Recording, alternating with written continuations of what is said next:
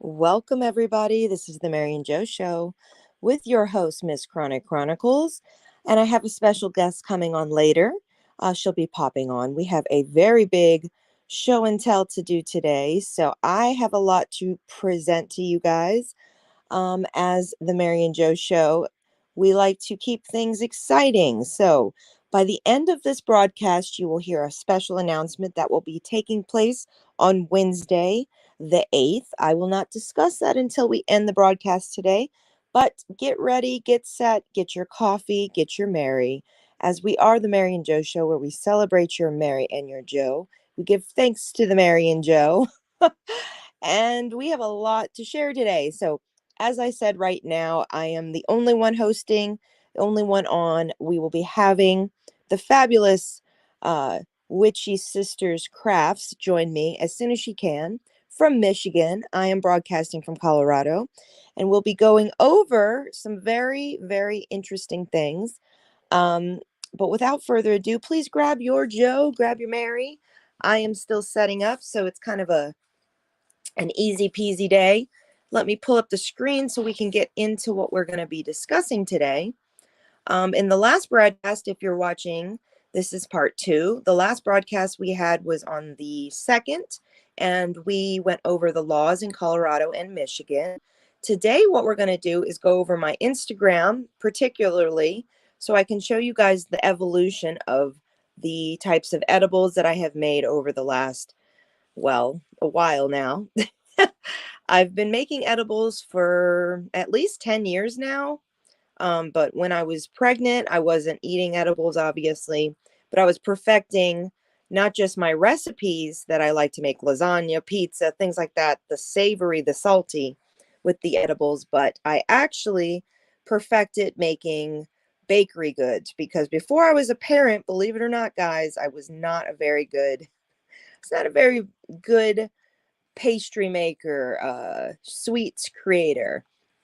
So, just to give you guys a taste of some of the stuff that we'll be going over, here is an example. Let me see if it popped up on the screen. This is a king cake that I created. More so when I started actually creating edibles more regularly. So this is an evolution we will get to, but just so you guys know, I had, being in the rural area that I am in, had always tried to find ways to incorporate some of my own culture and history with the medical side of edibles that I create and eat for help with my digestion and my pain and my even my mental health. So, without further ado, let me go ahead and I got to be really careful when I'm doing this because I have streamed back 7 years worth of pictures, and so I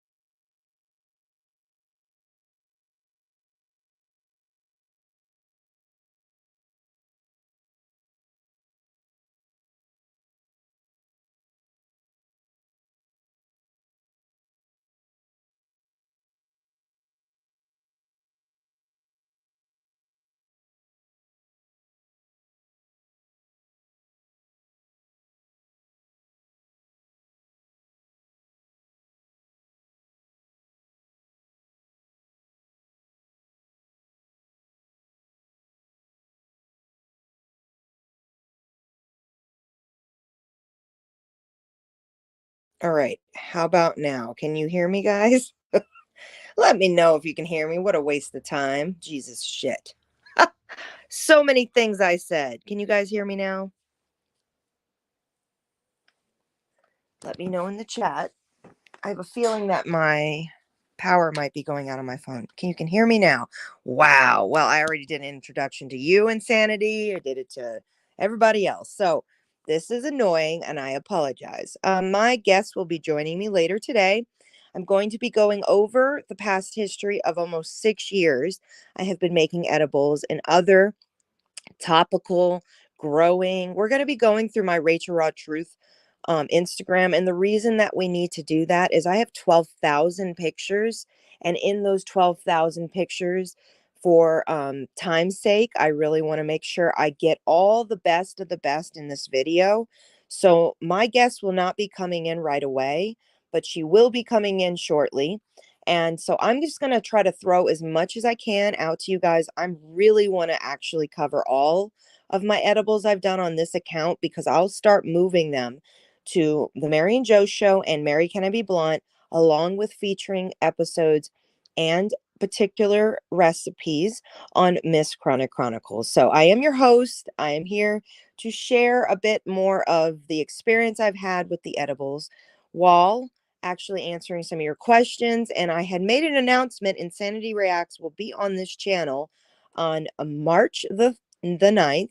I encourage you all to mark your calendars, watch for announcements, and we will be getting more in depth with a lot of very important interviews on my channel very soon. But I don't have the comments like right in front of me. I'm trying to make sure that my Instagram doesn't pop off. Yesterday we were trying to do this and I actually froze my computer down. I had like 100 tabs up and it was not happy. So without further ado, I want to make sure that you guys understand the picture you see on the actual screen. I'm not hiding any of my followers or anything because my channel's public. But Rachel Raw Truth, I'm going to be cleaning that up quite a bit because it has more pictures of my son that I'm going to archive. So if you happen to see pictures of my son when he was a baby, you're just privy on this video. But basically, my idea is to move all the edible, all the cannabis related content to my main um, uh, I'd say Miss Chronic Chronicles, The Mary and Joe Show, and Mary Can I Be Blunt. So, I do have links I'll be adding at the end of this video how you could purchase a magical butter machine. I am not sponsored by them. I just believe in their product. And when you see me in the future showing recipes I'll be doing, live broadcasts, things like that, I will be using the magical butter machine. I do believe I have some pictures and videos we'll be showcasing today as well that do show how it works. So just stay yeah, no sudden movements. You're not kidding. So no, it's like I had to scroll back far. Let me let my little dog out, guys. Hang tight. I'll be right back.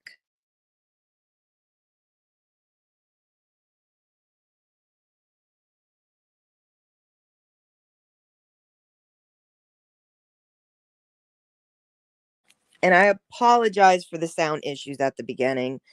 It's a learning curve. Okay, so let me take this off the screen.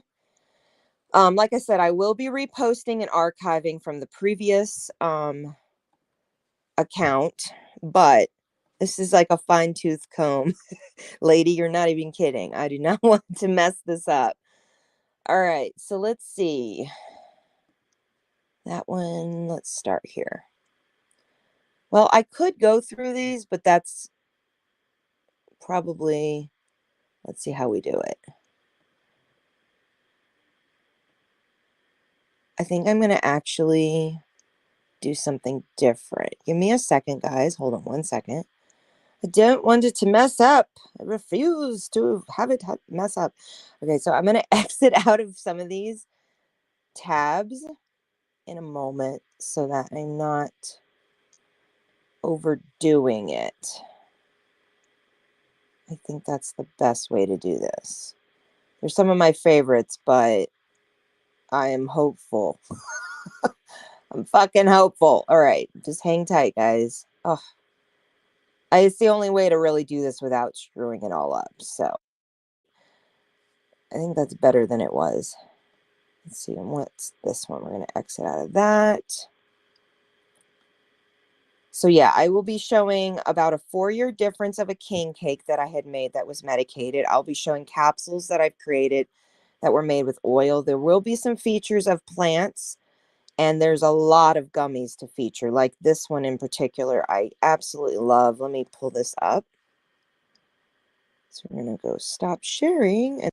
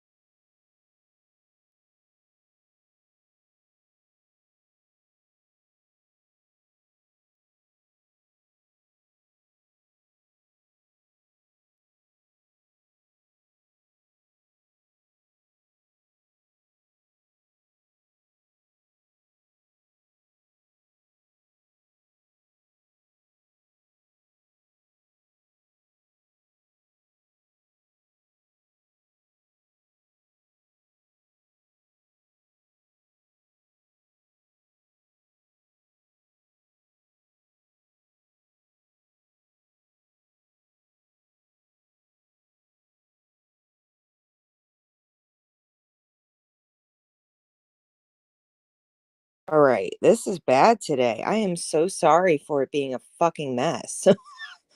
Oh, Lord. Okay, I'll have to make some serious little time points. Can you guys hear me again?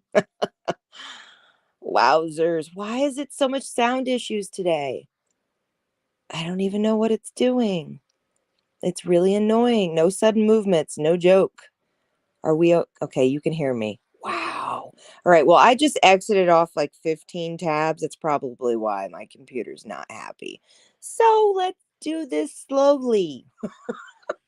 All right, let me share the screen again. We should be good because I'm not going to pull up tabs, so it shouldn't have to think too hard. But I was saying that there was a period of time where I was very uneducated about making gummies, and I was very confused on like what exactly would be the proper way to make good gummies. So you'll see my evolution of my edibles and all that fun stuff. But if you're into memes and adorable pictures and inappropriate things, you should totally go follow me on my like for instance, something like this. This is how I describe gastroparesis. Let me just say, it comes out of both sides.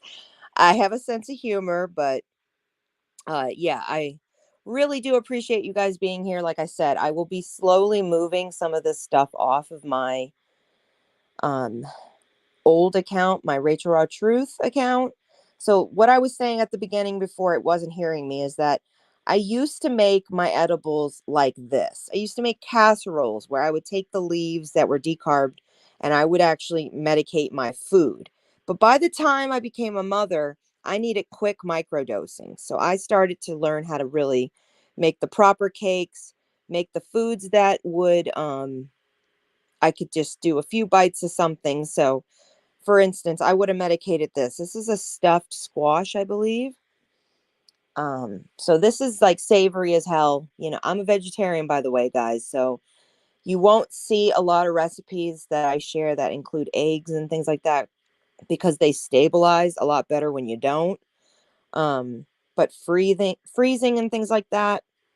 Okay, so my son was about, I want to say, almost 2 years old when I had connected with the farm that is local that I had talked about, and I do talk about a lot. Um, so we're going to start streaming into that because I think he's about a year here. Now, mind you, this is the way I think pastries should be. They should be heavenly, they should be sinful, they should be sweet and sticky. So what you will see is I kind of go for that. I absolutely have Southern roots, so I'll be very real. I like real butter. I like, real sugar. You're not going to see a low um, cholesterol version from me. Now, here's an example, homemade cream cheese nut bread. This is not medicated. This was me learning the process. I think this is when I first got my first bread maker and was starting. Last we heard 4 years between king cakes. That's bullshit. I'm so sorry. Yes, I had not made a medicated king cake for 4 years in between. You guys will see. This is the first year in 2023 that I will start. I will actually do a DIY on how you guys do that. Okay, so I was very into momming at this time. Okay, so this is where I get a little bit more like making the fabulous foods I make, flavorful, big portioned meals. Oh, I remember this cake. Okay, so this was a medicated cake. It was cherry chocolate, whipped cream. My God, it was sinful. It was kind of like a what is it? Three creams, but cherry and chocolate. It was medicated. Now, mind you, I wasn't using the magical butter machine at the time. I was sticking to granny's style pot, oil, add water, strain, all the things. So, um, and mind you, I did put a lot more out there about my son when he was smaller because I was not cured of my liver disease at that time and really didn't know if all of my activism and all of his pictures should stay out there at the time. And YouTube was a very different place at the time. Mind you, I'm also come from interior design background, so you'll see a lot of crafts. If you want to know my real life and all the other momming that I do, I would highly suggest you follow me on Rachel Raw Truth. But like I said, I'm going to be taking most of his pictures down. I believe this was the first time I ever learned how to make onion rings from scratch. And this was done in the oven. So, and like Halloween costume style stuff. So we're getting there. Okay, so beans and rice. All right, this is when I started learning how to grow from cuttings. So I had yes, Trace Lace Leche cake. Cannot say it right. So you can kind of see this is a veggie burger I was creating. It was very, very, very limited. Now, when we start getting into it, you guys will see what I mean. Like I don't think this is medicated, but I was just learning the ways to make, because I live in a place that there is not many restaurants, and I was a mom going, you know what? I want him to have homemade granola bars. I want him to have homemade Alfredo sauce. Okay, so now we're getting into the activism. So let me go back. So Tumbleweeds is a dispensary I talk about pretty often. Um, it was the first one in town, I believe, next to Green Joint, which you will see the evolution of my town. And this is just a liquor store right next door, but they ended up buying it out and became Tumbleweeds Liquor. So then they opened up a drive-through. Now, this is kind of what we would see in town and where I live, Parachute, Colorado. You'd see a lot of green crosses, but that would have stood for medical back in the day. California started the Green Cross, and most of this was a standard you would see in those locations that had medical access, medical. Our state, uh-oh, it's freezing a little bit. Our state, okay, here, I talked about this one yesterday. We're going to have a little chat. So Kush Gardens, you see these stickers in the front? They had a lot of problems with people driving their vehicles right into the window because it wasn't stickered out. You could see right through. So they would, in the middle of the night, this has bars now and the stickers, but Kush Gardens, I'm not a fan of them because they have been known more than a few times to have spider mites in their product. They're one of the first collectives or recreationals you would see along the canyon driving into my area to Garfield County. It's a basis of Mesa County, then to Garfield County. They're in Garfield County. I'm in Garfield County. They're in Mesa County. Mesa County has a residency of 60,000. The town that they're in only has 400 people to their residence, but it's a smaller subsidiary of Mesa County, which their laws are different, their oversight's different. Colorado cannabis laws are broad, but each county gets to decide their oversight. And there aren't many shops in Mesa County. So I'm just saying, if you guys ever come to I-70 and see Kush Gardens, which I will also show you what they are known for, the big smiley face on the sign, this is what I don't look for when I look for shops in our area. That slapstick medicinal novelty is not my kind of medicine store. So you will see there was the Tumbleweeds opened. They actually converted a it was a car wash, and they converted it through to now a drive-through medicinal shop, recreational shop. But it has recently closed down because business was not as good as they expected. So they are open about 6 years. As you can see, I was kind of learning. Different things. Okay, so here we go with all the activism. My son was almost 2 years old at this point. This is when you see me get a little bit more honest about it. Can't spell healthcare without THC. And then I really spent a lot of my energy. Hey, D Libby. Hello, everybody. What's up, Justin? Thank you guys for being here. If I'm not getting to the comments, don't worry. I will come back. I just have to scroll very slowly so that I do not lose you guys. But I've been having some audio issues this morning. If at any point you guys can't hear me, please let me know. I apologize for the delay getting the show going. So obviously we have recreational use was passed. Oh God, what is it doing? Don't fuck up now. So that's 325 weeks ago. Massachusetts passed. So I was very like a fine tooth comb following all the areas. I remember when Utah passed, it was one of the best days of my being an American to see that they had passed. So if I'm correct, this is Arkansas. We have Nevada, Florida. We're going to be talking about a little bit of the activism and a little bit of the rest of the good stuff here. What is this state? I'm having a moment. North Dakota. So my Instagram here was used as much as possible to try to get the word out. I would hashtag like crazy. I would share it out everywhere I could. I've always been considered the hashtag queen in these parts when it comes to activism. But from my little tiny town and having the access I did, I felt like it's the least I could do before I really got into being so public online, or even this is prior to my podcast being started. Hi there, CB. Thank you for being here. So so that's Grand Junction that I'm showing, those little pictures. Okay.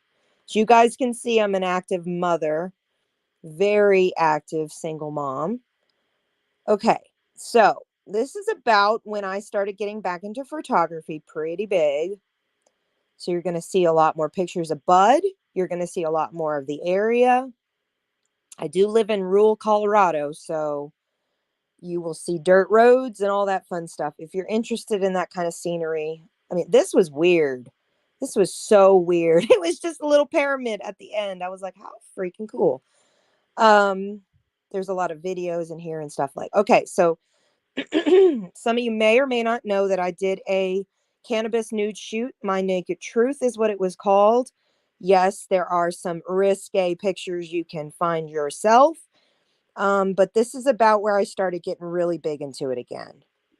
So at this point in time, not sure when this date was. Oh, November 15th, 2016.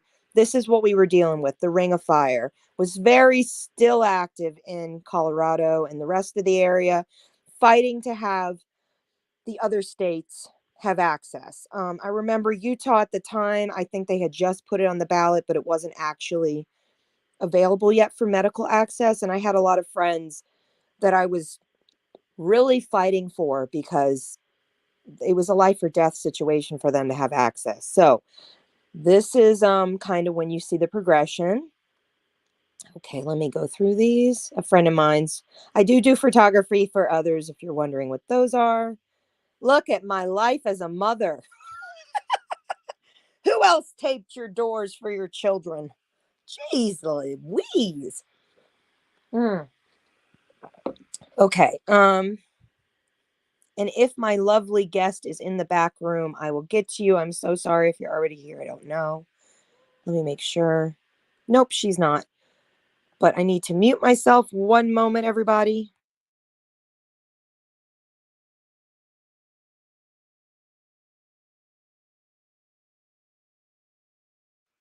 Okay, can we still hear me? Let me know if I'm right or not. That's my son's godmom. Um, he was a cutie. Okay, so here we go. This is when they finalized it. Now, I will show you guys pictures of the for sale sign now and give you guys a little bit more. But as you can see with my tags, these tags are going to be put on the new channels that I'm using. Oh, thank goodness you guys can hear me. We'll get through this. I do not want to technically do this video again. I want to make it one-time shot because there's just too much to go over. And as you can see, I am not at this point still very focused on the activism. Now, when we get further along, you'll see I am way more involved. But we had to get through the early days to understand all the other stuff. So this was Montana I was visiting. Very interesting. Okay, we're almost there. Now, I took a trip to Louisiana shortly after this, and this is when I started my treatment for my liver disease. If you guys don't know, I was cured of hepatitis C, no IV use, no drug use. They don't know how I had hepatitis C, but I had it when I was 6 years old, diagnosed. I was on interferon and other medications for several years, and I relapsed. And so I went on for about 24 years with no help for my liver. By the time I gave birth to my son, they told me that I was in second stage, almost third stage liver damage, which meant that I was cirrhosis bound, probably going to die. So I went at the age of 31, was able to finally get the treatment, and those two drugs cured me in 8 weeks. And I have been cured for about 5 years now. So it's pretty big. I had to detox from using cannabis at that time to actually use it. This is the first cake I ever made for my son. So if you guys can understand, this is where I really started to try.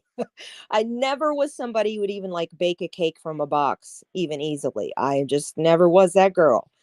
But when I became a mom, I was so determined to make my son treats, to have, the best of the best cookies that you couldn't buy, that, mom's best. With that, it actually gave me a lot of experience being able to make really good edibles. So you guys will see as we go on. They're going on and on. Okay, so this is when we were in New Orleans. Falafels from New Orleans. The swamps from New Orleans. Okay, so let's jump ahead here. We're almost there because when I got back to Colorado after this trip, it was all full steam ahead. Oh, this is funny. That door with the bathroom. That's great construction. Oh, I must bring this up because it's worth a statement. I've talked about this before. I don't remember which channel it was I did, but this was Louisiana's police department with one headlight out and a broken mirror on the other side. You can't tell, but that's just your local Louisiana at its finest. The taxpayers' money going to hard work and effort. Okay, this is, I mean, it's curious enough. You guys can check it yourself. But okay, so what do we have here? Let's see. Okay, so pictures of the lakefront, New Orleans itself. Okay, my grandmother. Hold on, guys, we're getting there. Okay, a po' boy sandwich. If you don't know what this is, you need to know. Po' boys are the best. Louisiana favorites. Yes, I make po' boys like 3 times a week in my actual real life. Okay, so here's an actual, I don't know where I got that from. Haydell's, I think it's from. I'm not sure. But this is a real king cake. But when you see my medicated king cake, you guys will love it. Okay, so I got really meme happy back in the day. All righty. Let's see here. We're getting there, guys. We're getting there. All right. So this is where I got more into the I love making me some lasagnas. Let me tell you guys. I don't know about you, but I'm a lasagna freak. I make a lot of Italian in the month. Okay, so this was the king cake actually being enjoyed. And me and Brennan were just talking about this yesterday, that not a real king cake is a real king cake when they put the baby on top. It's not the same. You should have it shoved into the cake because it's tradition. Whoever finds the baby buys the next cake. That's kind of how it goes. Um, okay, so let's see where we're at here. Okay, we're getting there. I think this is about Christmas time. Okay, so here we go. What is this one? This is where I started getting more excited. So this is coconut oatmeal cookies. Chocolate oatmeal cookies. Oatmeal peanut butter cookies, I guess. If it was painted green, it was medicated. I can promise you that. So that's when I started really using where are you when you're not in your actual real life? I don't know. I'm everywhere. I probably am asleep. That's probably it. My real life is asleep most of the time when I'm not doing anything else. Okay, hold on. I just feel like I probably shouldn't have. Okay, so this is the other thing here. Sorry, I'm getting off tangent here. So about this time is when I felt it was necessary to let people know what in time we were saying that some of our plants that I was purchasing, what they were in, what was the fertilizers they were using, what were the others. Me and Heather B were just talking about this yesterday, that in Oklahoma she hasn't seen very much, and so has also uh, Witchy Sisters Crafts. She, my guest who will be popping on later from Michigan, she has said as well, they don't put much of these information signs on it. Colorado puts all this information. If you see Neve oil, rosemary, or things like that, it's usually that means that the bud had spider mites, so they were treating it. I will be educating you guys way more about these and reposting some of these in the future on the other accounts, because here's Gorilla Glue, and this was in 2017. Now I can tell you guys for sure, Gorilla Glue is been overbred so much that this right here you're looking at probably doesn't exist anymore, that particular genetics, because they've been overbred. I think there's like 15 or maybe even more different types of Gorilla Glue. So that's just something to take in. Okay, and then this is where I started playing with genetics. I was just throwing seeds in pots. I had no real desire to start really growing at large, which you guys will see in some videos I'll be featuring today. This is some of the stuff I learned about cannabis seeds. They can often twist their they stress out and they twist their stem, so you can have that happen. Okay, so this is the first king cake I ever made. It's cream cheese filled. I actually used the store-bought crescent rolls, but I flipped them on their side and then twisted them over, and then you'll see in the next pictures. It was so well done, though, when I finished it. So do I go backwards or forwards? I'm afraid to do this. Okay, that's good. So that's backwards. Let's go this way. I'm so nervous it's going to mess up. Don't mess up. It was so good, this one. It was medicated. At this point in time, let me see what's that. Oh, this is a Philly steak I made. Okay, so here is the end result of that king cake. I mean, it's pretty professional looking if we're gonna. Yes, Gorilla Glue is not the same anymore though. Like I almost can't even tell you guys. Okay, so here's another one. I just was telling Lilith about this recipe. If you guys like cream cheese, you like strawberries, and you like dark chocolate, take your crescent rolls, roll it in there. Now, everything I'm showing you guys, medicated or non-medicated, could be spiked to be medicated. We will talk about the oils a little bit later in the episode because we'll be getting to some of the visuals. So this is what those crescent rolls turn out to be when you're done. They're incredible. They're so divine. Okay, so this is a bunch of show and tell today, guys. I'm sorry if you're dizzy seeing all the stuff. Okay, so taco shells. All right, so there's more of me not giving these damn sprouts the best of the best. Okay, so now this is the first time I ever made cream cheese balls. What it really is you crush up cookies, you put your cream cheese with it, and then you can medicate it from there too. So I think this was the first time I made them without being medicinal, and I just got a lot of different cookies and toppings and nuts, and oh my God, when I mean they're better than truffles, they're better than truffles. Um, and then a stuffed artichoke I made. Like, I'm the kind of person nowadays, after all these years, that I much rather have something made from scratch than even going to a restaurant. I'm just that kind of woman. Here's a rug. This is called a forget-me-not. The only reason I want to bring it up is for you moms out there who might have sentimental things. What I did was, it's a forget-me-not, like little pieces of fabric that meant something to me. I made a huge rug out of.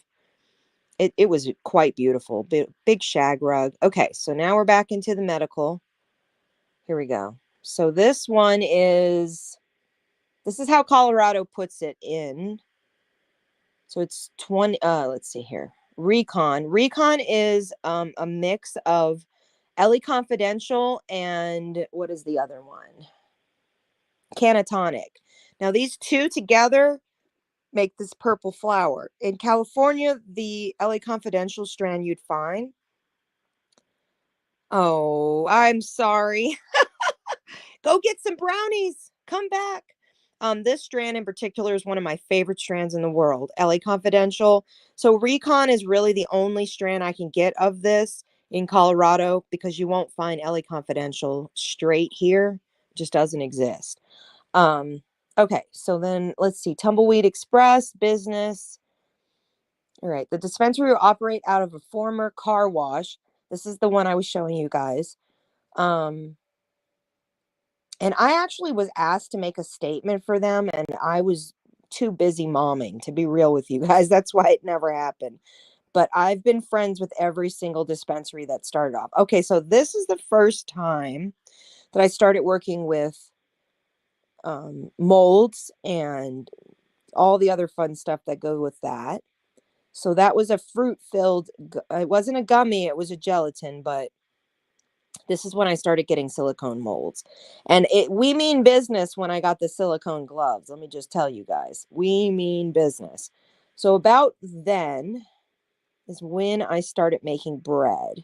I don't think this is the edible. Let me double check. Twix cookies. Okay, so this is when I started. I would take Halloween candy and cut it up so that my son got his Halloween candy in new treats instead of just handing him handfuls of candy. That's not how I was early days. Okay, so this is medicinal as well, I'm pretty sure. So this is a mixed berry Belgian waffle with chocolate milk but this looks like oil over here. What is this? Hold on, let me think what I'm looking at. Oh, it was a quiche? What did I do? I don't even know what I did on that. Sorry, guys. We will learn. I've done medicated quiches. They're excellent. If you have a high fat content. Okay, this is where I got really crazy. All right, Debbie cakes. This is my version of a Debbie cake. It was cream filled. The only thing is I didn't put the batter on top. I did better over time. But that marshmallow, you talk about a Debbie cake from scratch. Oh, you just haven't lived yet, people. You haven't lived.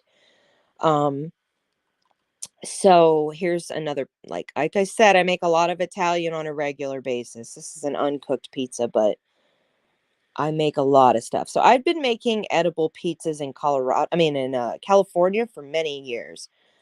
I believe these are just homemade. bath salts. I don't think I medicated those.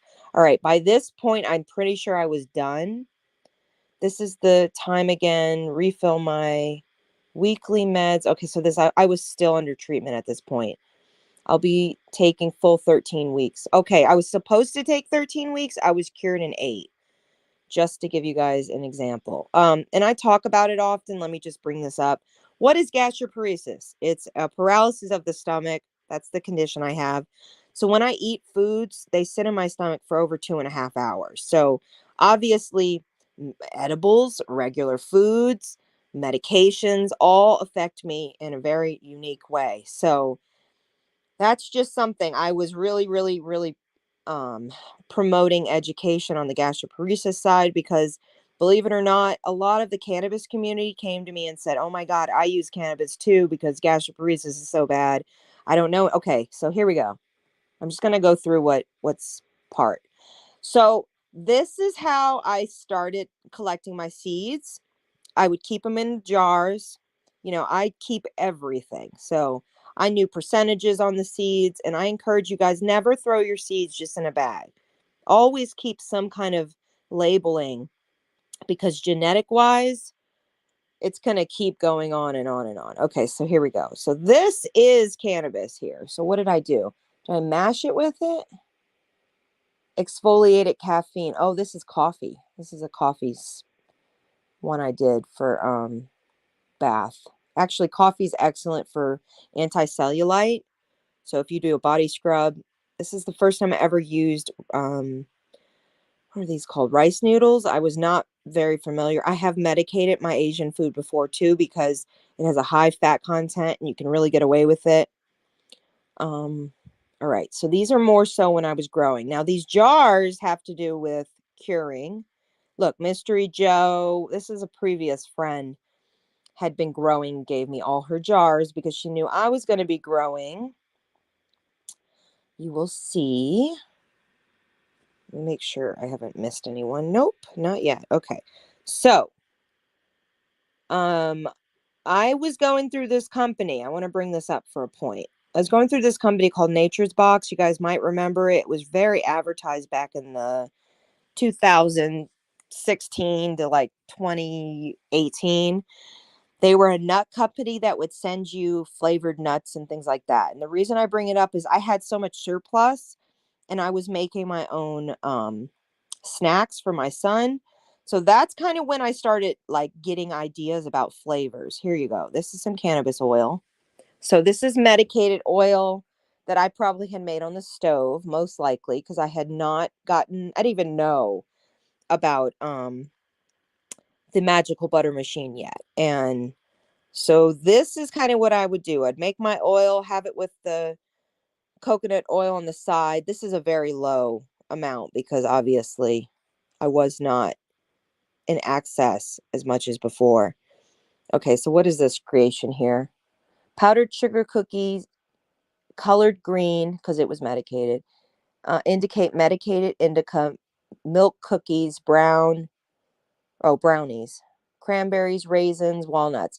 Let me tell you, cranberries with cannabis, I don't know why. It helps with the flavor. Dark chocolate is better. I think I just used green sugar on top of it. Yeah, I'll post a pic before the sugar. They came out on point. Yes. Okay, let's see. So this is another view of it. So if you have a child who really likes their chocolate chips, what I would tend to do is make a whole batch of everything, right? And then split it in half. So my son would think he's getting cookies that have chocolate chips, maybe a few in there, but most of it would be cranberries and nuts. And then I would not medicate his, I'd medicate mine and just bake the whole batch. And then I would um, heat seal it, which you guys will see in a moment, because that's when I started getting really big on it. Like, I don't really think there was ever any, here we go, candy flavored. This is a joke. It should be banned because it appeals to children. This is before they changed everything. Um, I just felt very strongly that I had to make those two worlds make sense. This is when I first bought my first little hydroponic. to try to do on the counter, just to get things sprouted. Hey Lilith, I had actually mentioned you. You have to go to the replay. I had shown the uh, chocolate strawberry cream cheese croissants, crescent rolls I just told you about recently. So you have to look. We're going through all the good stuff. We're going back to when Miss Chronic Chronicles really started showing her shit constantly. I was really nervous at the beginning because you got to remember, now this is where I told you guys I started sealing them and I would freeze them. And when I talk about saving money and really making it, so these I believe are marshmallows, big ones with medicated chocolate dipped.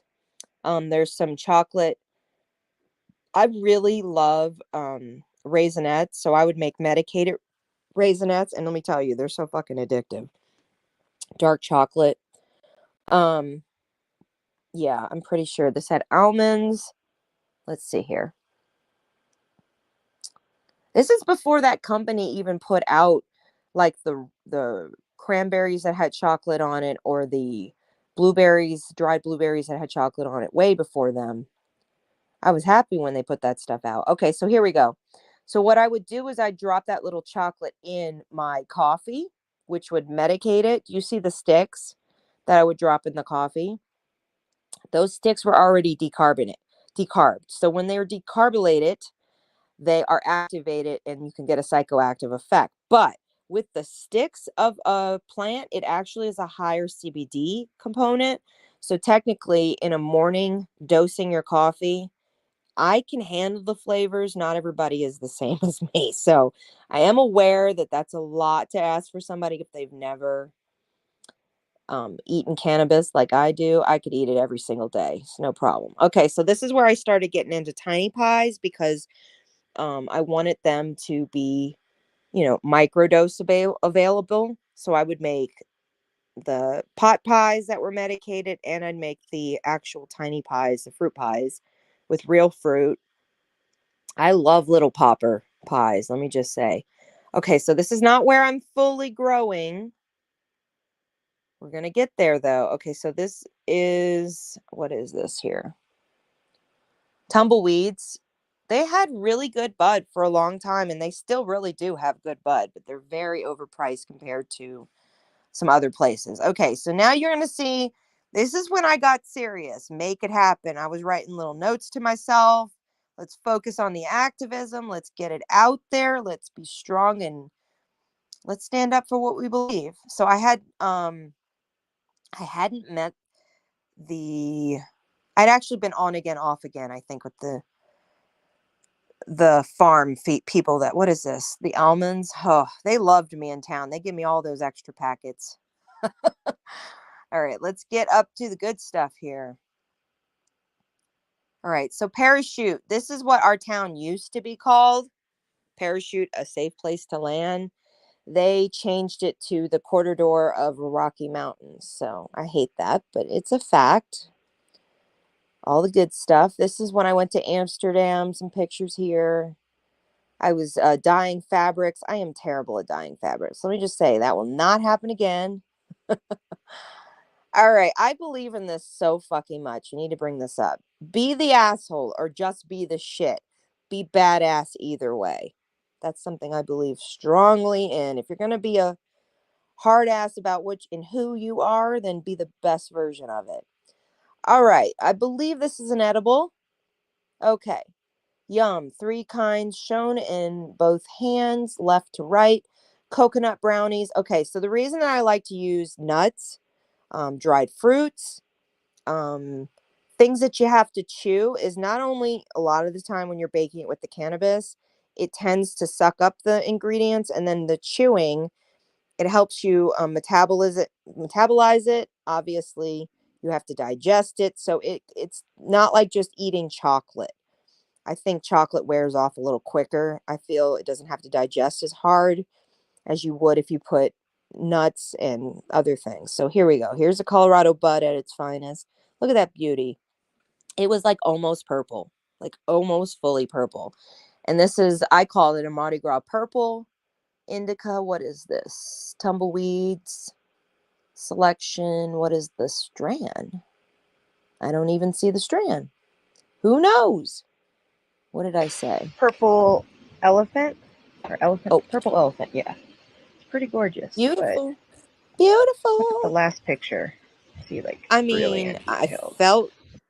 I felt kind of bad when I was like smoking these buds. I had to take a picture before I'd smoke it. So I have archived this shit a long time. Like I said, I'll be pushing it to my other channels, so you guys will see reposts of some of this stuff. Okay, let's pull this up.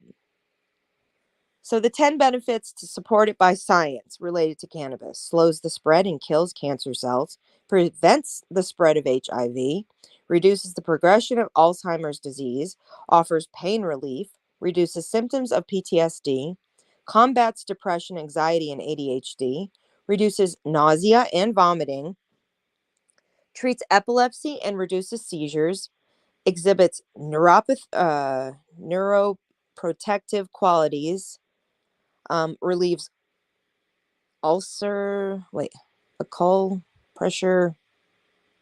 I don't know. Ulcer pressure related to glaucoma. So yeah, it's an anti-inflammatory. That's what that's referring to. For all of you listeners who are listening on the podcast, that's why I'm going to read some of this out. Not all of it. Okay, so now about here is when we get hardcore into it. Okay, you see me posting this? Miss Chronic Chronicles was not fucking around anymore. I was like, that's it. So and I said I left about 800 plus total I had before I filtered the heck out of my videos. We'll record a new video soon. I let everyone know what's up with the video changes, and when it's up. Since 2012, video diarying documentary. If you guys have not looked at my previous videos, you're missing out. There's a lot on Miss Chronic Chronicles that you can find. Here is another post I need to bring up. So I had brought this up as a joke, but it's really quite real. And thank you guys for your comments. I will get back in the chat. Just hang tight with me. It's going to get better and better from here. This is just kind of showing, hey, there was a period of time I didn't know what I was doing either.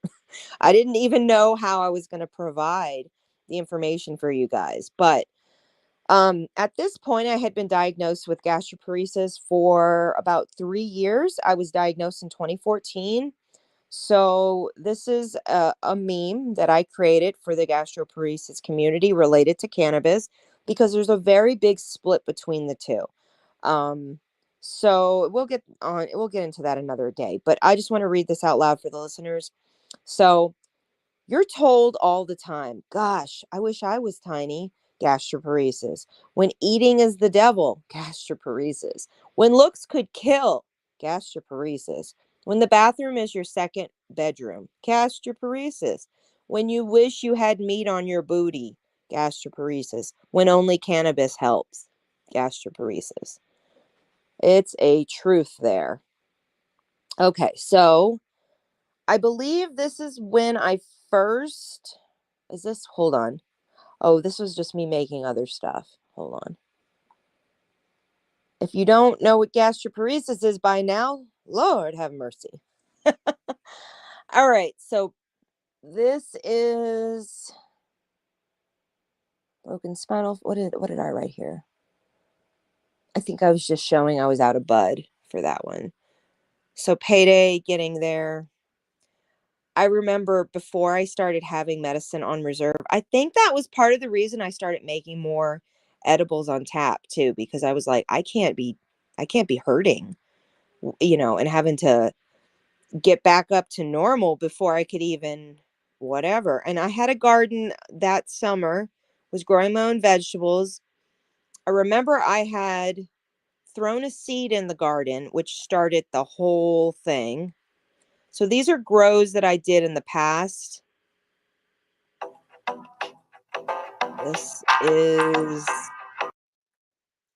is related to the channel. So you will see a lot of these if you go look. This is when I first started growing. Okay, we're going to get out of that one. So this is bubblegum, is the first one I ever grew. and I was in a competition on YouTube. Oh, sorry. I was in a competition on YouTube that had provided the genetics and the 5-gallon deep water culture, hydroponic, which you see in the corner over there. So see, these are some of this is before I was in Colorado. This is like my uneducated growing, but learning as I went. All right, we're going to get into it. Now, about this period of time, I had a friend who started working in the industry and was able to get me a lot of shake really cheap. And then I had a neighbor who was growing, and I would get all her males whenever she didn't want them. And I would turn them into CBD salves for topical pain. It really did help. So I would eat the males or I would use it topically. So this is when I went to Vegas and got introduced to the whole Rastafarian life out there, which I will show you guys in a moment. So, because there's a big picture of me with a bunch of bags. It was eye-opening, might I say. It was eye-opening. Let's see where it's at. Maybe it's not. Oh, yep, there it is. What happens in Vegas? Woo! There were bags on bags. Let me tell you.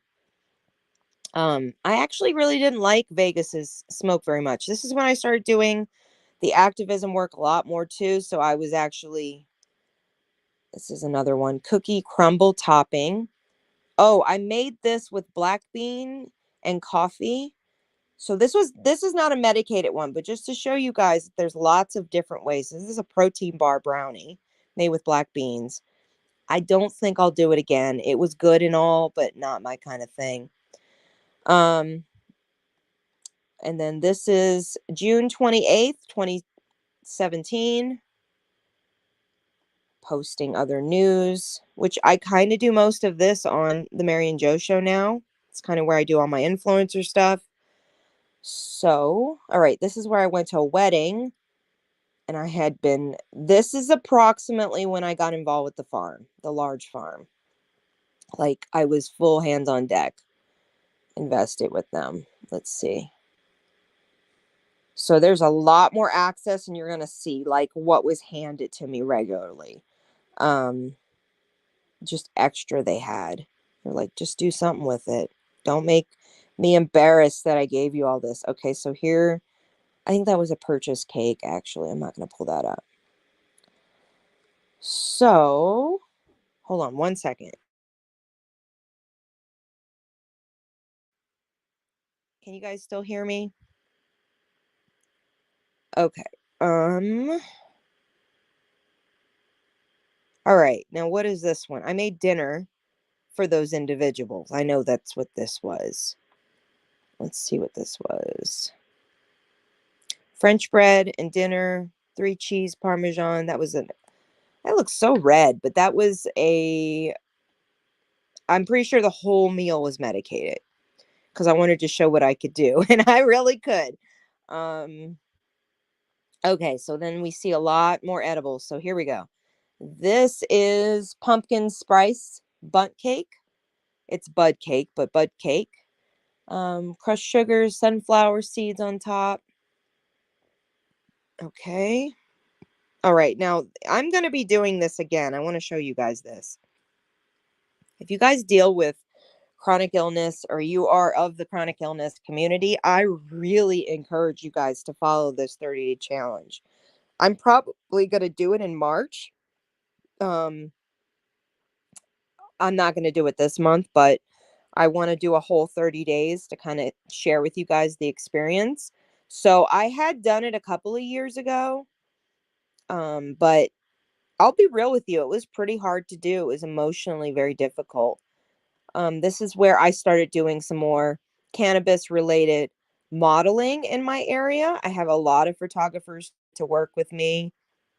So I was doing what I could to provide as a canna mom in this area. Because most of the time you see people who are cannabis activists, but they aren't like saying that they're parents. And I knew that there was a lack of that support for these canna moms out here who Colorado has tons of canna moms. We're very proud about it. We follow the laws, we lock our things up, And so I felt it was really important for me to, obviously, you see, I start getting more into the promo stuff to really show that I'm a human, I'm a mother, I am learning along the way. This bong was given to me by somebody in Vegas. So see, as you can see, I did the 30-day challenge. I did it. It was hard to keep up, but I did it. But I think it's a good idea to start it again.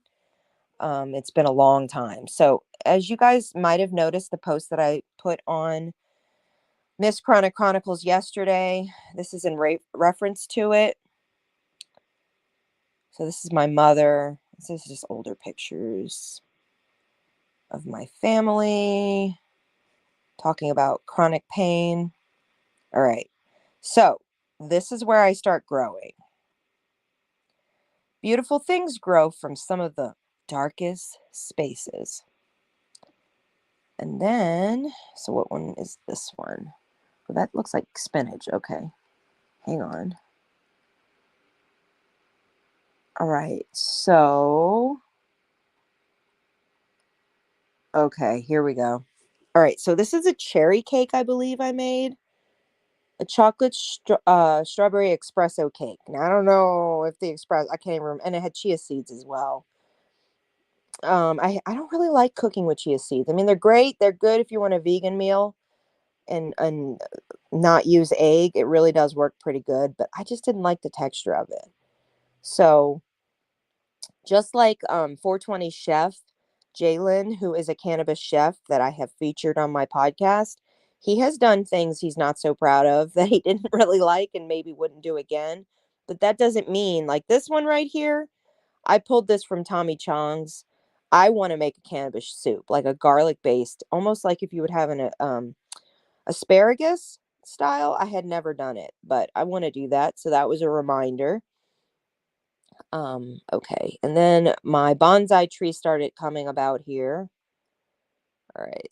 Yes, I do paint. I do other things than just cannabis and momming. All right. So this was given to me in was it Colorado? Hold on. So this is what they were giving us to know how you could deal with police officers and things like that. I don't remember where this was. Oh, okay. But this was from California. That's what I said. I believe the dispensary had given us. What is this about? Oh, I don't even know. Yeah, okay. And so a lot of the information I started collecting it. I have all of California's and I have most of Colorado's. I save them because I want my great grandchildren to be able to look at this stuff one day. So it may be advertisement to you guys, but the way I look at it is it's showing history. And I know anybody in an illegal state would really understand this one right here. The moment when you're empty should include sound effects like do, do, do. All right. So this is where I am pretty loud and proud. My son was about, oh, there's that other medicated pie. Let me tell you, you want some good medicated treats? Make yourself a cherry pie. Let me just say, you can't even taste the cannabis. And it's really good if you use a tincture because I don't know why that bitterness, it's just, you can't taste the cannabis. So there's my painting getting a little bit more. All right, hold on, guys. Okay, so this, I think, was one of the first edibles that I created. Let me double check here. Okay, I made Tim cookies. So this is my son's cookies. All right. Like I said, I was trying to make as many memes as I could to really share with you guys. The moment when your nerve pain melts away, you say out loud, "Thank you, cannabis." Um, and that is just regular coconut oil, the kind that's hard. You get like in a, I don't know, they usually come two in a pack from Walmart. They're like $9. It's very cheap. Okay, so this is where I started taking the cannabis oil and capsulizing them. And this was probably the most powerful thing that I did, making my own capsules. Now, I had to eat a lot, guys, and like I was burping up butter, it's one of those things you had to this is probably where I got like I don't even care the flavor anymore. But at this point in time, let me read what I said here. I know I explained exactly how it felt. Made some cannabis coconut oil DIY from when I went or when I want to dose instead of chew, or when I am out of flower or bud. So far, took two and it's working. Approximately 2 tablespoons. That's about how much was in each capsule, 2 tablespoons, which is surprising. I think they were like 1,000 milligrams. Um, const, uh, Concentrated capsules, can oil pills. I ate also some few crackers after I took to help absorb the oil and digest but better. That's the one thing I did learn is you have to put food in your stomach for the oil or you could throw up the oil. Like your stomach will reject it, especially mine. But because I have such problems with my stomach, I found it really did ease. Okay, here we go. Um Let's see. And digest better due to gastroparesis. So far, it's a full body high and a sense of very relaxed and not nauseated. I am not burping up any of the oil and I feel very relaxed. I'm about to take a hot bath and hopefully that will help my blood pressure rise a little, but more to help the medication work. So if you know that when you digest any food or when you're in a hot bath, most of the time it can help the medication carry a little bit better if you actually were to like do some movement. It's not just about the stomach digesting, it's about your blood pressure getting a little bit going. I don't mean to go workout, but it helps it work a little faster. For pain management, I think I was taking like 3 capsules at a time when I was, and I do talk about it a little bit before. Okay, so Happy Camper is a company that the Michigan State, for my guest that will be joining us later, she actually had I actually talked to the collective local here, the Kind Castle that I go to often, and they told me that this company started off as just an edible company. Then they were a flower supply company. Then they started their own shop. So they're their own recreational. Then they branded themselves in other states. Similar to the cookies line, if you guys know about Northern California cookies, that's a brand that just took their way, made their way slowly. Now, this looks like coffee, but I don't know what's in here. Cannabis coffee. It's green. I knew it was. So I was dosing my coffee a lot. Let's see what I say here. And migraine is just dropping and nothing's working. So I'm just going to go with the pain. See how incredibly uncomfortable I'm going to get. Basil oil did help a little bit. So my hair is a fucking wreck. So I like rubbed it in the scalp. Yeah, basil oil is a great topical for neuropathy. If you guys ever have nerve pain, basil oil is great. But yeah, I was drinking cannabis coffee and all the other things. Oh, wait, what's this one? I'm going to have to reshare this one. Let's be buds. Go follow me on that Instagram as well. Okay, so this is when the solar eclipse happened, I'm pretty sure. All right, so I had been using them for a while. Took up to 7 pills daily. Took every 3 hours. It's been working. The only thing is you have to freeze the pills. You could refrigerate them, but then I'll show you in a moment what can happen if you do that. So that was a watermelon I grew. Let's see here. This is still when I was like very new to everything, like just still not sure how far I was going to go with this. I had access, I'm pretty sure it's coming up. I had access to a lot of flour at this point. Okay, here's some of it. This is trimming. Friends who share their trim. Now, what I was doing, if I'm correct about this after this, is I think I was boiling it down and making it so. Now, I activated it, but I'm pretty sure I was just like juicing the leaves. Hold on. Capsule time. Yep. I was making the oil. Here you go. Is that a video?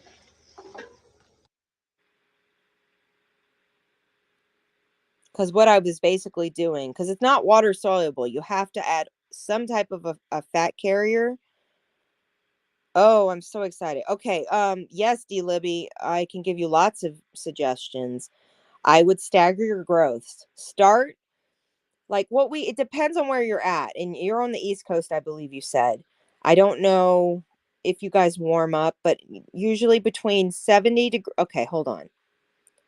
60 degrees to 80 degrees is your temperatures you want to stay in when you're growing, or you can stress the plant out to be a male and literally turn it into a male, even if it was a female. So your viability is those temperature ranges. So in Colorado, for us, we like to start in April because it's a guaranteed, it stays pretty much between that. It can get up to 100 degrees, but most of the time it stays between 60 and 80.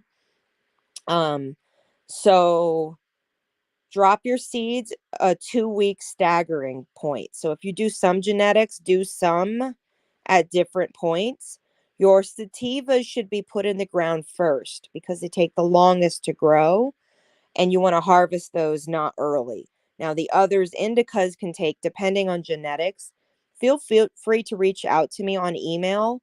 I'll put that in the description at the end of the video. But reach out to me at Mary Kenneby Blunt.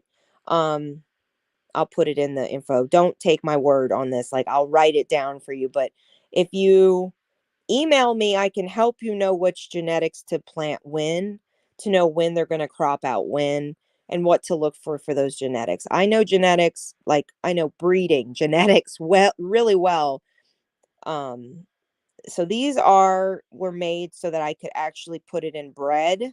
So I took the mash and I put it in bread. And then these are the capsuled oils, the oil capsuled that I was using. I did that for a long time. I want to say I did it like 3 years. I was just taking capsules. And that's how I started playing with microdosing. Like 100%, it was a trial and error. But yeah, within regards to your growing, please feel free to reach out. I'm more than happy. Now, this is a dry version of it, what I started to do. I decarb it and then grind it down. And then basically, I found that the oil worked better, but these were good if I needed something that had a shelf life. Like these could be in the capsule form without being refrigerated for years, ready to go. So it's kind of like taking a cannabis vitamin, but you had to let it completely dry out. What I would do is exactly what this looks like. I would leave it out. It says capitalizing the ground up tea that I have made dried. It's been a little bit moist because it's oil based, still soaked up. So you had to I put it on a tin or a baking dish and let it dry out. And then I would take my grinder and regrind it out and then just take the little end of the capsule. I don't think I ever showed it. Here we go. So there's dry versus wet. I'll say that it was actually a different effect, I think. I almost feel like a non-psychoactive effect, but a physical, no pain, anti-inflammatory was the dry version. A psychoactive effect with an overall body high and maybe even a more creative mind because I tend to function better mentally when I have a higher THC potency. This is the first time I ever made red velvet medicated dark chocolate cakes. When I mean they were good, they were amazing. So I started, and silicone, I don't like working with silicone cupcakes because I found that they were just a bitch to clean, and fuzzies stick to them so easily. So this is how I made them. Let's see what I said. Oh, there's no volume. So I think I did whipped frosting because it says buttercream, but I don't like buttercream. So I probably, I don't know. Let's see here. Okay. So, and then the other thing to know is that cannabis and caffeine work really well together. I think it's because of the carrier of your bloodstream, meaning it raises your blood pressure. Oh, you start sprouting in March? Lucky you. Yes. Good advice, though, Lilith. Seriously. So, this is the outcome of allowing your oil to sit out in your pills too long. It literally spoils. It literally goes bad. So, they're not viable anymore. And all that time is wasted. So, I learned you can't refrigerate them. Can't leave them out. You can't take them in your purse. You got to freaking straight up keep them in the freezer and eat them frozen. So that was a learning experience. Here's the first time I ever made donuts. I think these were not medicated, but I have made medicated. What is this? Melted? Oh, that was from the that's from the washing machine. Okay, I'm like, what is that? All right, so now we're gonna be getting into heavy, heavy, heavy, heavy amounts of stuff. I was nonstop making edibles and actually had a local friend who was paying me to make her edibles because she needed, like she would give me the money for the ingredients and then um we would trade like her leftover product to make the edibles. So I was doing it every single day, making it around the. I love red velvet and cannabis. Let me just say, dark chocolate and things are good too. So here's another dispensary that opened up called Token Teepee. They are now like 3 different stores. They've changed a lot, different owners. Um, we're getting there, guys. We're getting there. Thank you for your patience. I need a sip of my coffee. Let me bring. Okay, so here's some other good stuff. These were double chocolate chip. Oh, it's Betty Cracker's recipe. I think I just followed their cookie recipe and then added chocolate cocoa. Oh my God, it was so good. So are these my grow? I think they might be. Cookie stash. So this is mine. It's always nice to be around flowers in high places. Yep, that was my grow. I don't think I was actually making it public at that point that I was growing at a large scale. Let's see. Flowers are always nice to be have. Yeah. Okay. So I'll be reposting some of these you guys are seeing. Okay. I think that was picked early. Actually, if I'm correct, I'm going to actually educate you folks. This is from my first time growing cookies. I grew cookies and had a mother plant for 3 years, which means I grew it outdoors, brought it in, got it back in veg. You will see pictures of the mother plant. I know they're in here. And then I brought it back out in the summer and I kept it going. And I had that motherfucking plant going for 3 years. And then finally buried the mother plant in the yard. And that put it in some serious shock. Okay, so here you go. It was Thanksgiving time. I made a pumpkin pie that was medicated in a bundt cake. The reason I did that is the crust was thicker and I medicated the crust and the actual pie.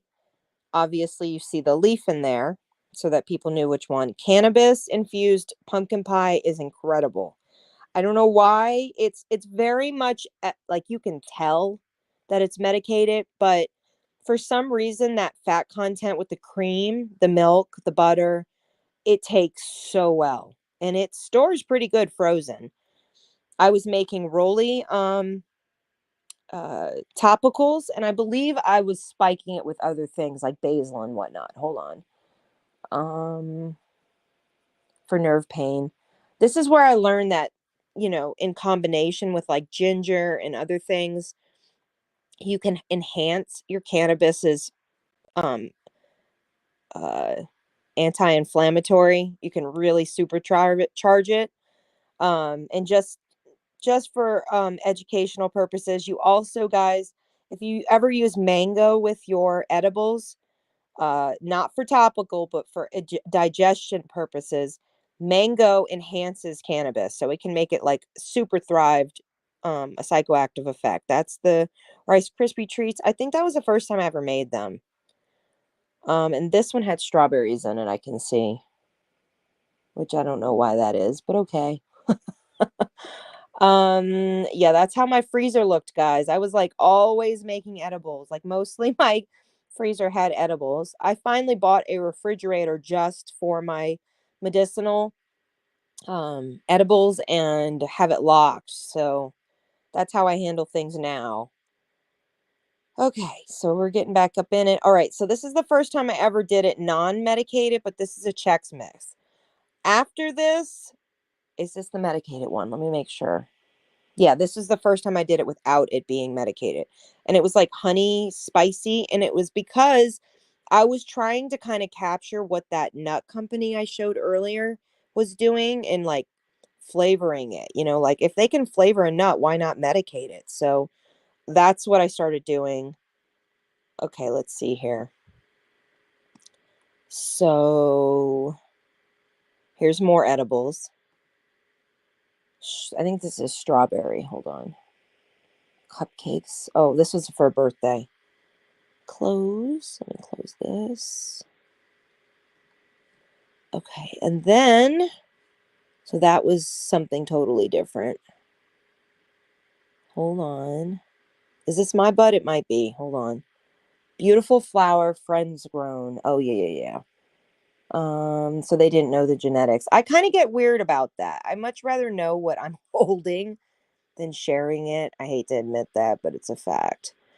Okay, so then I made apple juice, like actual apple cider from scratch. And then I took the mash and made apple chews because I had gotten a dehydrator. And that was pretty cool. I just donated my old dehydrator to a food bank for them to do more stuff with because I needed a bigger capacity. So I think this had coconut and apple in it, which is really a good combination when you're eating it like a raw leather. Mm. But I will be showing recipes down the road how you can do this with your mash. I love stuffed spaghetti strash, so I do a lot of that. You guys will see. Most of the time I'm making food for myself and my son, and we'll make the same exact ingredients, but then I will medicate one. So you'll see a lot of green, a lot of green flavored foods, if you get my point. This is just funny. I had to share this. Look at this damn thing. Okay, so then I think this is about when I started, like I said to you guys, when Halloween time comes around and my son gets all his candy, I like to make cookies with it. So we tend to make, this was, I think, I want to say like Milky Ways inside of it. Hold on. It was just candy coated. So, like I said, I would do a batch of that and then medicate some of it. What is this one? Is this a quiche? I don't know what I made in these. But that just shows I'm constantly cooking, guys. This is why Fowls asked recently, you must have a lot of dishes like all the time next to your sink. Yes, all the time. I'm always cooking. Oh, this is a really clever idea for you moms out there. Get some of those pizza pockets and then put all your toppings on top of it and then bake the shit out of it and tell me it's not a fucking upgrade. Big time. Okay, so this is about when I noticed they started adding our license to the outside of the bottle. They weren't doing it before in Colorado, but they do it here. So that made me really upset because being able to show the bottle, I no longer was able to comfortably. Um, okay, and we do it up here during Christmas normally. We didn't last year. This is my baby Nova when she was little. This is the Nova that always is talking in the background, guys. Okay, so this was Thanksgiving. Let me see here. Okay, so this is something yummy. An almond crumble topping on lemon poppy seed muffins. I'm sure that I medicated it because, like, this is the period of time, especially that purple thing. That's where I'd put my medicated stuff. Okay, so this is when I started getting into gummies. As you can tell, I was determined to have everybody's input as well. I was posting everything along the way. And hold on one second. Sorry about that. It's still early. So I had purchased the I think I had gotten like a lemonade jug or something, and those little butterfly ones came in, and I always thought it was a smart idea to use those as molds for flying high. So I started to make um DIY gummies, but this is the first time I ever made them for just to eat. And I learned that the shelf life wasn't as good. You couldn't keep them without being in the refrigerator and then letting them um, kind of room temperature a little bit, or else it was like, it literally feels like you're eating someone's hand. It's just too chewy. So I had learned at that point, Hold on, let's see what this is. A bundt cake fell apart. So I was telling people what was working and what wasn't always. This has got green coating on it, so I'm sure that it was medicated. Okay, let's see. And then we've got chocolate pie. Let me tell you, a medicated chocolate pie is a fabulous thing. I think this is the picture of it. Oh, it was good, let me say. I have perfected my crust a long time ago. I use real butter, just a little bit of water, teeny little bit of salt, and then the flour. And I don't buy prepackaged. Now, this was the medicated first time I ever made. It was spicy. I have to say, um, prior to the other Chex Mix I showed you guys, this was a winner. I had people willing to throw me money for my Chex Mix, and I was holding it like on reserve because it was so potent too. Okay, hold on. We're getting there. So, anything I've mentioned, if you guys have a suggestion you want to see it done again, any of the things you've seen so far, which we have a lot more to go, but I will be redoing some of these. So here's the other one. This was the trial and error I did marshmallow mess with globs. This was me trying to recreate the Debbie cakes. I did not like how this one turned out. I wanted the marshmallow to brown on the outside, and it blew up and then deflated, so it was a no good. More almond joys. This is a medicated almond joy, and then I finally made the almond joy candies with the cream filling. You will see that in a moment. And that was a winner, winner. Let me just say, okay, this is funny. This is a good little haha. So you have your homegrown, you got quality, or you got your gourmet. What is it? Everybody can say that your crappy cheese or your good cheese cannabis. I would try to do, because see, at this point in time, Instagram was not very happy with us cannabis people. And all right, so this was a concept just for baking purposes. I made my son spoke rim a rim cake. I'll show you guys. It's so cute. It turned out pretty damn good. Is it over here? It might be over here. Nope, it's above. I know it's in here. Well, maybe not. Well, that's fucking weird. Okay, so this is chocolate brownies, coconut. This is actually, I think, my hold on. This is almond joys, peanuts, tablespoon, honey. Oh, this was like the vegan coconut chocolate bars, almond joys. So and this is like the recipes. Most of the time I did add them, just so you guys know. We're going there. Okay, so then this is the chocolate cake that I made my son for his birthday. That is the rim wheel that I made. It was a winner, but my son got the flu right before his birthday, and literally we had to eat the cake by ourselves. It was pretty sad. But I had made like a bunch of little ones too. It was super cute. Okay, and then we're getting up there. I'm going to be going through my stuff with a fine-tooth comb. Okay, so some of the this is it.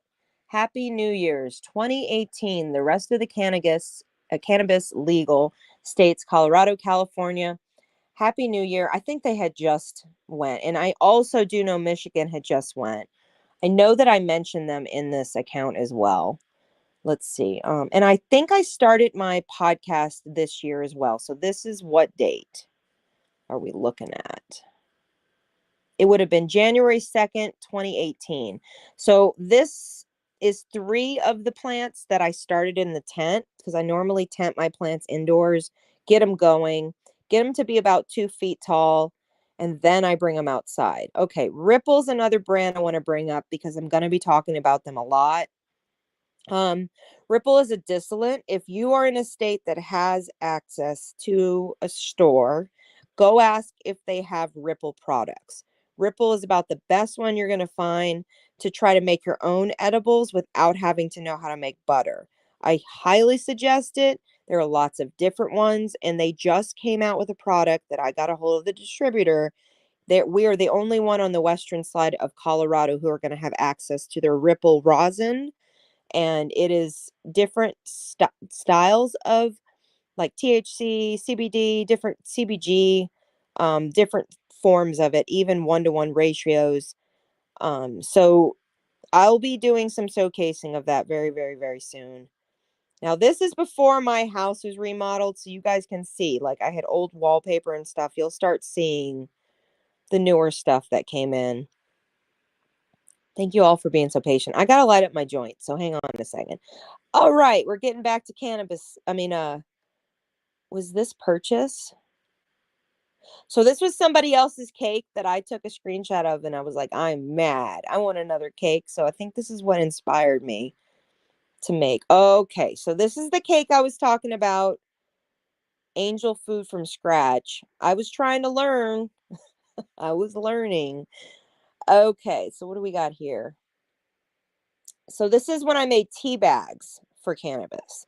That's another one. It's a very cheap thing to do. You can buy the little, what are they? Cotton bags. You can use them for your bath. You can use them different things. The main thing is to decarb the flour before you actually start working with it. But I believe this was the cake that I had Everclear in it, and it was so medicated. It was stupid. Like, no, go to sleep. Like, you need to go to sleep. It wasn't good. This is my second trial on donuts. I mean, I much rather the real fried ones than the baked. Okay, so this is the bag of cannabis. This is the first time that someone had ever given me over, let's say, an ounce. This is probably 3 ounces worth here, or if not a pound, I don't know. It was all ground up. It was from a previous farm that I had a friend connect with who had friends with other farms, and he said, make me edibles. I want edibles out of this whole bag. So then I was given a lot of money to start making edibles regularly. And then that was good for me because I was able to promote it and show it with you guys. So this is the cannabis butter that I made, old-fashioned style, not made in the machine. And this was 2018. Here's some of the ingredients. So I usually do show you guys the ingredients ahead of time. I made Sabs. I'm going to light my joint. Hang on one second. I'm needing to smoke. I'm like watching all this cannabis and I'm hurting right now. So that was about, so January, we're going to say 2018 is when I was like full steam ahead. This is when I started making strong ass edibles with butter, which usually you're supposed to use an extract, but I was using butter. This is how it ended up turning out. Cornstarch. It's kind of gross looking, but it shouldn't be. There. Oh, I dropped it. Okay. Very gummy. And these are like hash. They have hash in them. Big mixed bag. So that is cornstarch. It's kind of gross looking, but it shouldn't be. And hang on 1 second, everybody. I'll be right back. So at this point was when I was like, I'm not sure if I'm doing this right. Like, I had made gummies before, but when you add the cannabis, it changes the formula. It makes it harder. And when you use coconut oil, it ends up making it, as soon as you cool it, it's a hard gummy and it's not even chewable anymore. So I had to learn how to make tinctures at this point, which you guys will start seeing that I was diving deep. So I will be resharing those on my other account, the process. Now this is chocolate, I think. Yeah, this was chocolate peanut. These are Reese's peanut butter cups. Which I've been making Reese's peanut butter cups since I was a little girl. Like, they're never big enough. Like, the big cups weren't out when I was a little girl. And so, I was going to be the best chocolate Reese's cup maker out, So this is kind of what I would do. I would get the base ready and then I'd throw that oil in. And then I don't mind that there's a little bit of peanut butter popping through. That never was an issue for me, but I've made super professional ones too, you'll see. So this is the same plants that we're growing. Let me see here. I don't think I put all the genetics here yet. I know one of these is the cookies. I almost think the back row might be the cookies, and these two front ones were an unknown seed donated from an unknown place. This is regular. Let me make sure if this is regular. I don't think this is cannabis bread. Oh, it is. Okay, so this was rosemary and herb cannabis bread. So rosemary is another one you can do that's really good for savory. Cilantro is another one some people like. I like to make my breads from the actual bread maker or get the bread ready. Here is another. This is when I was like, I had orders for this shit. Orders for cannabis Chex Mix. So I would do medicated popcorn, medicated everything. It was a winner. Let me just say it was a winner. I need to make some more. I keep buying the Chex Mix and eating it. But really, all you need to make edibles are gelatin packets and your Jello packets. We are going to be getting into that in the future. So I highly suggest you guys stay followed. It would take over my refrigerator when I would do the whole sessions, and then I would then go fill my refrigerator up with food after the fact. What is this one? Okay, so these are gifted edibles, medicated brownie bites. Someone else had given me these. Okay. So mind you, at this point, I am having more money in my pocket because I'm not spending as much. My edibles were working. This is where I started dabbling into pens, and this is a terrible brand. Let me just tell you. Some people will argue it's a great brand. I never liked them. I would love to hear Michigan's version on this, my fabulous guest that will be joining us. I truly do believe that the Pat pens had so much backing that they were able to stay in the industry. But if you knew anything about these pens, they were like $60. Okay, so this is 600 milligrams. I might have even been more. It was so expensive. Yeah, I have a lot to say about those pens. We'll probably talk about that on another episode. So this is where I started because my son was old enough at this point. I think he was like 2.5. I was really determined to make sure that you would be able to determine which cookies are what. My son has never gotten into the wrong cookies, but this was these extras that you see were his. The other ones were my cookies. So like I said, I would take the batch and I'd break it down. And those are my plants outside in the yard growing. So I had my hand outside in the night taking that picture. And then this is the mash I would use after I would make my butter. I would throw it in the bread machine, follow the directions, and add just a little extra liquid to it to make for the difference of the mash that was added. And it's actually really fucking good bread. I would medicate the butter, so I'd make a honey medicated butter with it, and it's excellent. And it's not gritty, it's not weird. It cooks down. It's delicious.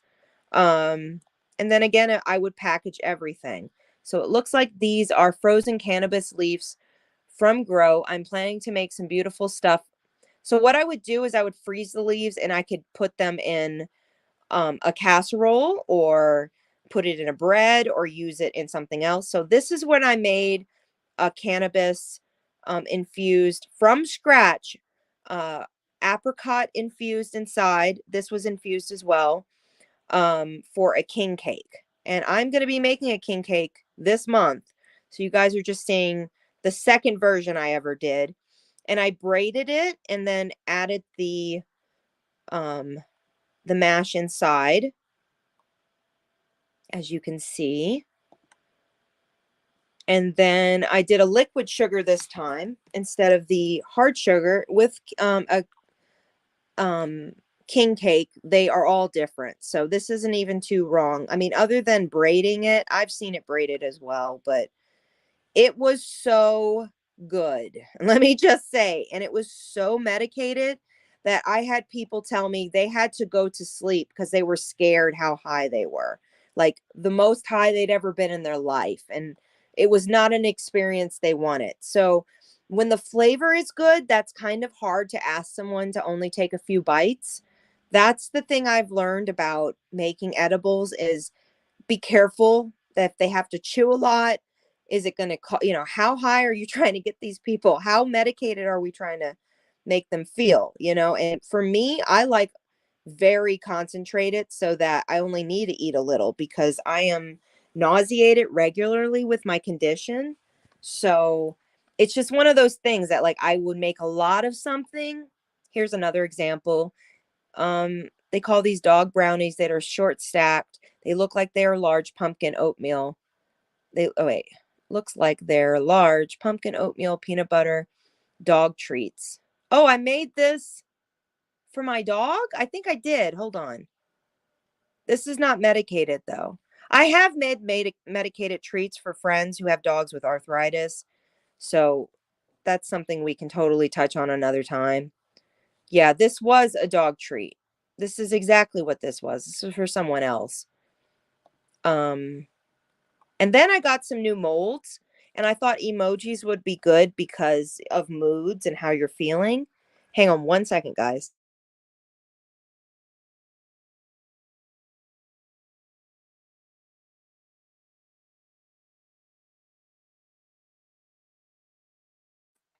Okay.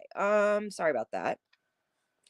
The only thing I can tell you is these little molds don't work. The pink one over here does not work for cannabis. Like even with oil, even to try to make it a frozen oil flower because I was thinking this would be good for a cake or something like that. It was no good. So this is Wish. I think I bought these molds from. Oh, yep, that's where it's at. Wish mold or Wish app. I spent a lot of money on my molds from them. Okay, so the coconut oil that I use for mine, pretty traditional would be that. I think I show how I break it down. Oh, I'm just talking. Okay, never mind. Oh, wait, that was it. Let's see what I say. Nope, no sound. What the fuck? Oh, let me tell you, lady, it was delicious. So this is cannabis oil. Again, not done in the magical butter machine. This is done old style, grandma, in your pot. I don't like to add water to it. I've found that it creates mold. So that about this period of time is when I stopped adding like a few tablespoons of water and only did oil. So that's why I started making the bread is that I felt like I would lose so much product if I didn't use the mash as well. So the mash that I would use in the bread had to do with the top part you see in this little cup, that green stuff. And then I would push it down with a spoon. I don't know if I show it in here. Yep, there you go. You push it down with a spoon. Well, I'm glad I showed this. And then you save that other part. You can freeze it, this little mash part, this stuff right here. And then you can add it to what other ingredients you want. Some people make brownies. I don't like the brownie because it's very rich already. That's why I prefer to make the bread. So then you can see that it got a lot more professional by this period of time. Let me go through these. I mean, it's very good bread. And then that was some of the oil frozen that I would use topical for other things. Those are some chocolate brownie cookies. Marble cookies with some pecans and chocolate chips. Let's see. Let me click out of this. So about now is when I'm like, I can make anything. So I was starting to really share a lot more. I was doing the podcast, I think it was in August when I started the podcast. So we're still openly trying things on Instagram, vlogging my life on YouTube a little bit. Now I'll say this. I don't like these molds. The Lego ones don't work well for even chocolate for me. I didn't have a good experience with it. So these are Chewy Lovers. I think they have Twix and I don't know what I used in those. Hold on. So these are blueberry muffins. I'm sure they were medicated. Like I said, everything I made from that period of time on, I was medicating. Oh, here we go. What are these? Rolled in cocoa powder, the edges. My God, was it good. Okay, so this is when I start playing with tinctures. I had never done this before. Never worked with Everclear. I didn't even really like to drink Everclear. I think the last time I remember that was like 2000, New Year's Eve, and it was a vomiting situation. So I never used it in my, I did use Everclear for my stuff, but I didn't use it for tinctures. I had never made a tincture in California. This is the first time I ever did. And it was pretty incredible to me that it would work so quickly. So day one, you're literally going to see it start to break down. And I'm pretty sure I go all the way. We're going to start scrolling through here. Hang on a second, guys.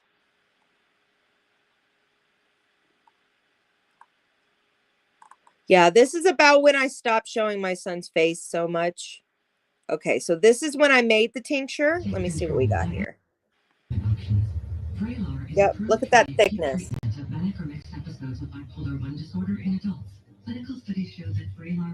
Pretty incredible.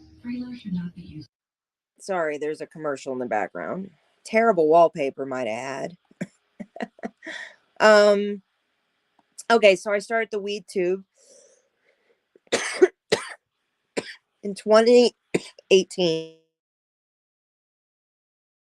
I have a lot of problems uploading on there. Just so you guys know, they reject my videos pretty often, but I'm going to try to make smaller videos. I think it's the length is why I can't really report on there anymore.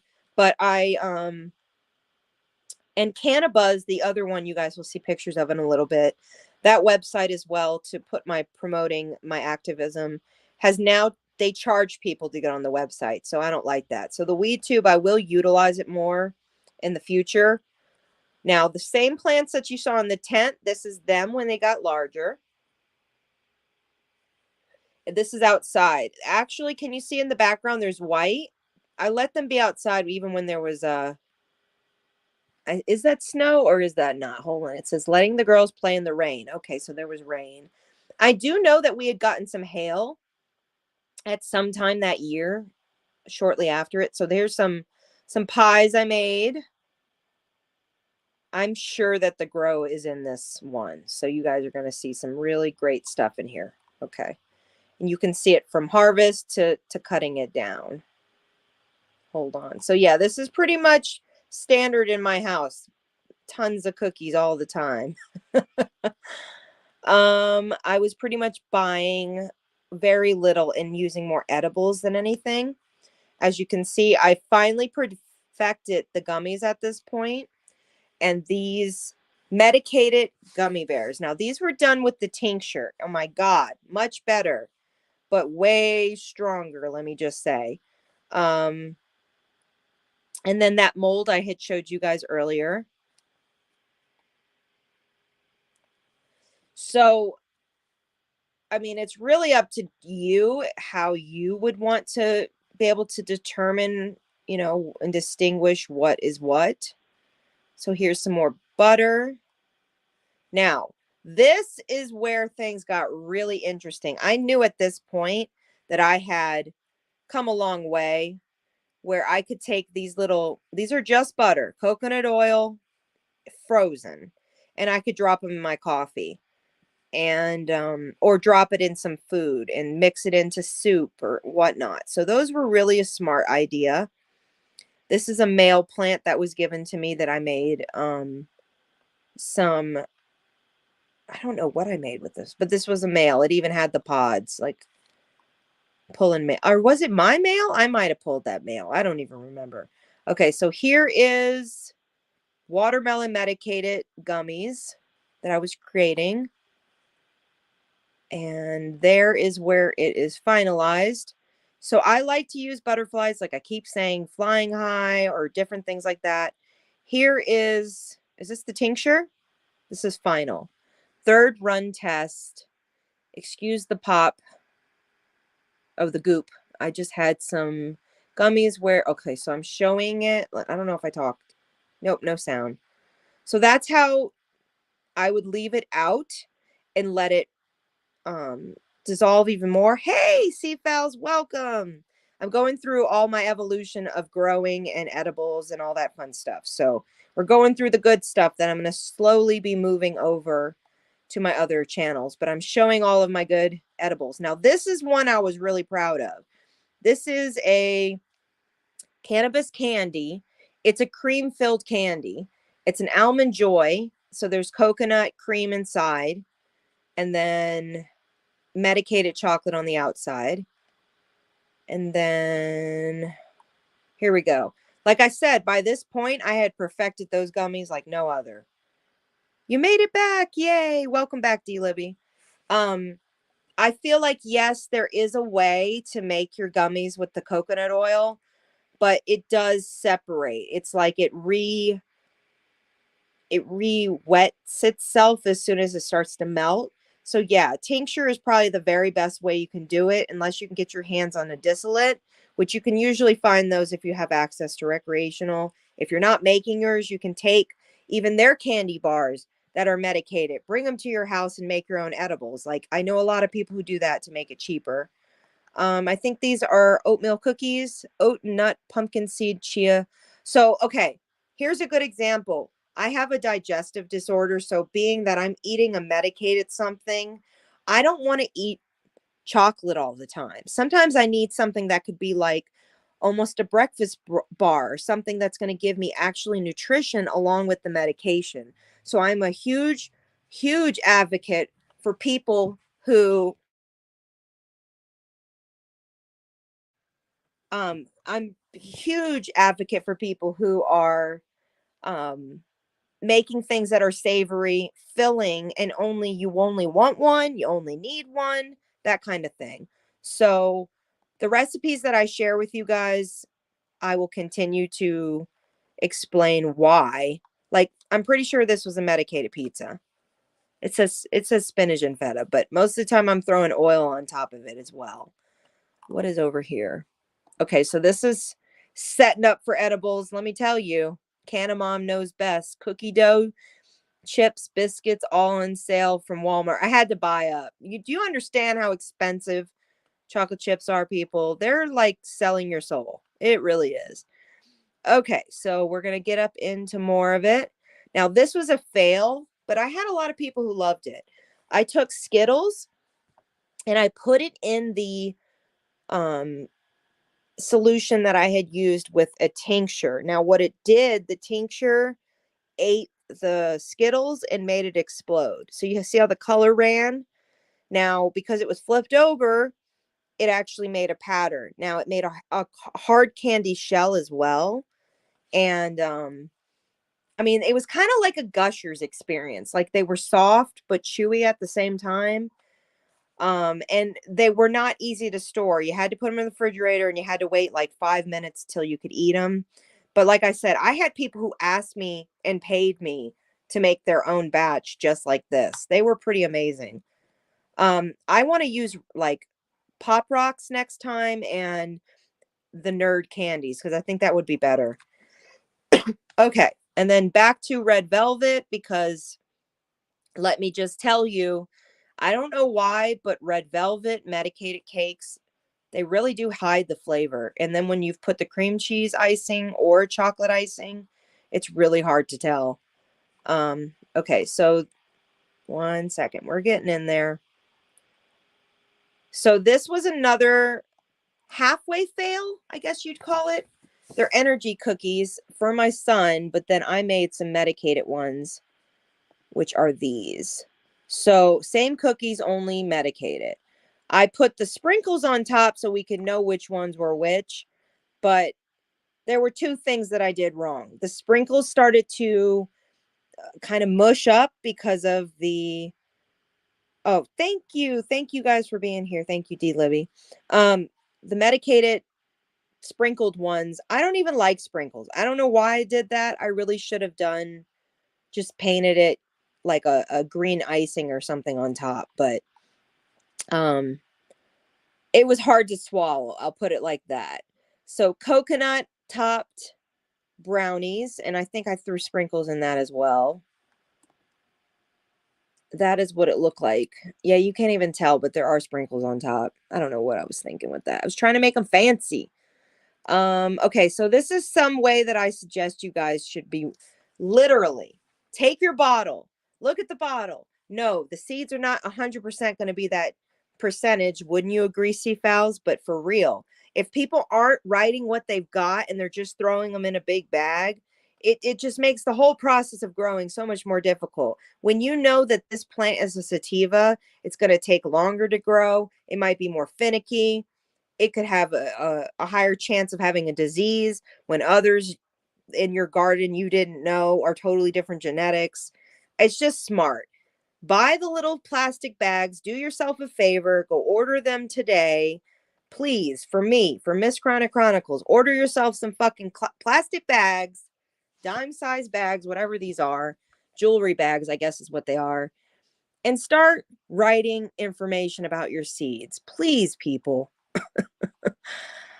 Okay, so here's some more cookies I've created. Like I said, the green with a chocolate chip base cookie works really well. It's just easier to know. So, okay, I rolled up making over 40 plus medicated cookies, big ass order coming on. Yeah, I was having people literally give me their flour in flour form and say, you can have half of my flour if you'll give me the other half all in edibles. And I'm like, fuck yes. So I normally do that in the summer. I'm making a lot of people edibles. This is from my grow. You can't really tell, but in the back of me is the inside of where you could walk through. Yeah, I'm going to be moving a lot of these pictures to Miss Chronic Chronicles and also to the Mary and Joe Show's Instagram. So this is another one. I have so many gummy molds. It's just not even funny, people. These were peach. I think I used peach schnapps for the alcohol on the tincture on this one, which was really good. But I mean, I had a lot of people argue that I mean, they're really quality. You can see I came a long way for my powdery, chewy gummies.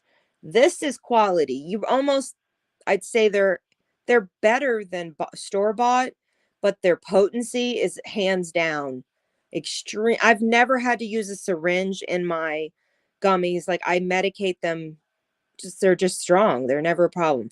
Okay, I think this is when I was trimming. This might be a CBD. This is the first CBD I ever grew. It was an aspen CBD. Somebody was getting rid of a farm and they had these plants. And my neighbor happened to be like, he took a lot. He was like, I'll take those. I'll find home for him. He drove home. He just literally walked over and was like, you want this? So I think if I'm right that this shows it when it popped off the branch. Hold on. Off a plant. Yep, there we go. You might be able to see my grow a little bit in this one. With it. We're getting close to it, though. I'll tell you that. It's a sad day. It smelled like it's a CBD plant. Lemon. So I don't really know the genetics, but look at those hairs. Whoa. It wasn't a head high. It was definitely an anti-inflammatory. So yeah, I use a lot of sheets and whatnot in my grows to hide because you can buy things to hide, but in Colorado you have to hide your grow in general. All right, this brand, I want to bring them up. This is a Denver brand. I know you never can have too many edibles. Absolutely. It's absolutely a smart move too. Well, because the people that I provide edibles for are cancer patients, elderly people. So I usually am providing it for them where they don't want any additives. They want something that they know it's going to come from a source who isn't about trying to take their money.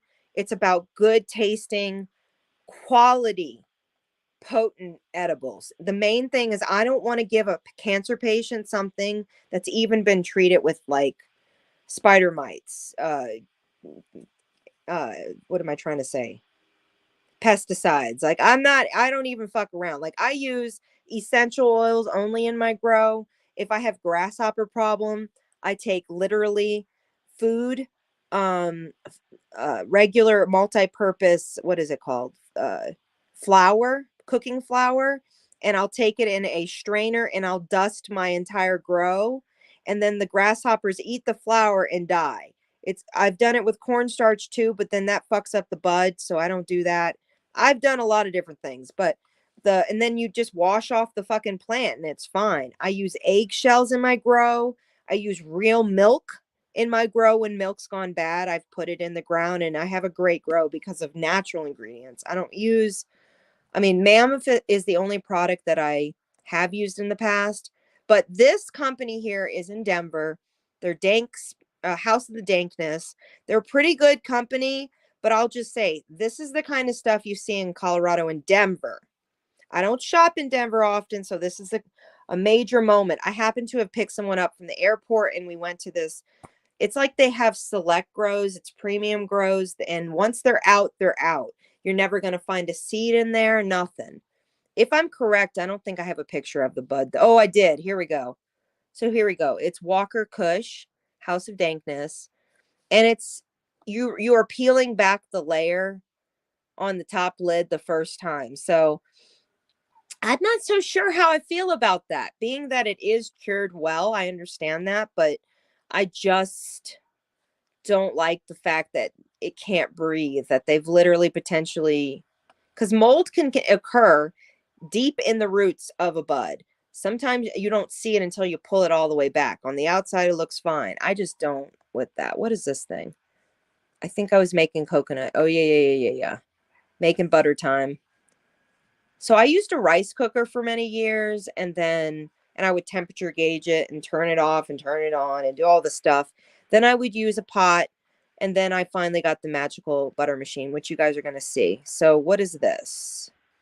This, dear Medicated friends, keef is candies. keef with butter. This was good. And this right here is Almond Joy medicated keef candy inside. So I have to add some almonds and do the outside, but stay tuned for that yumminess.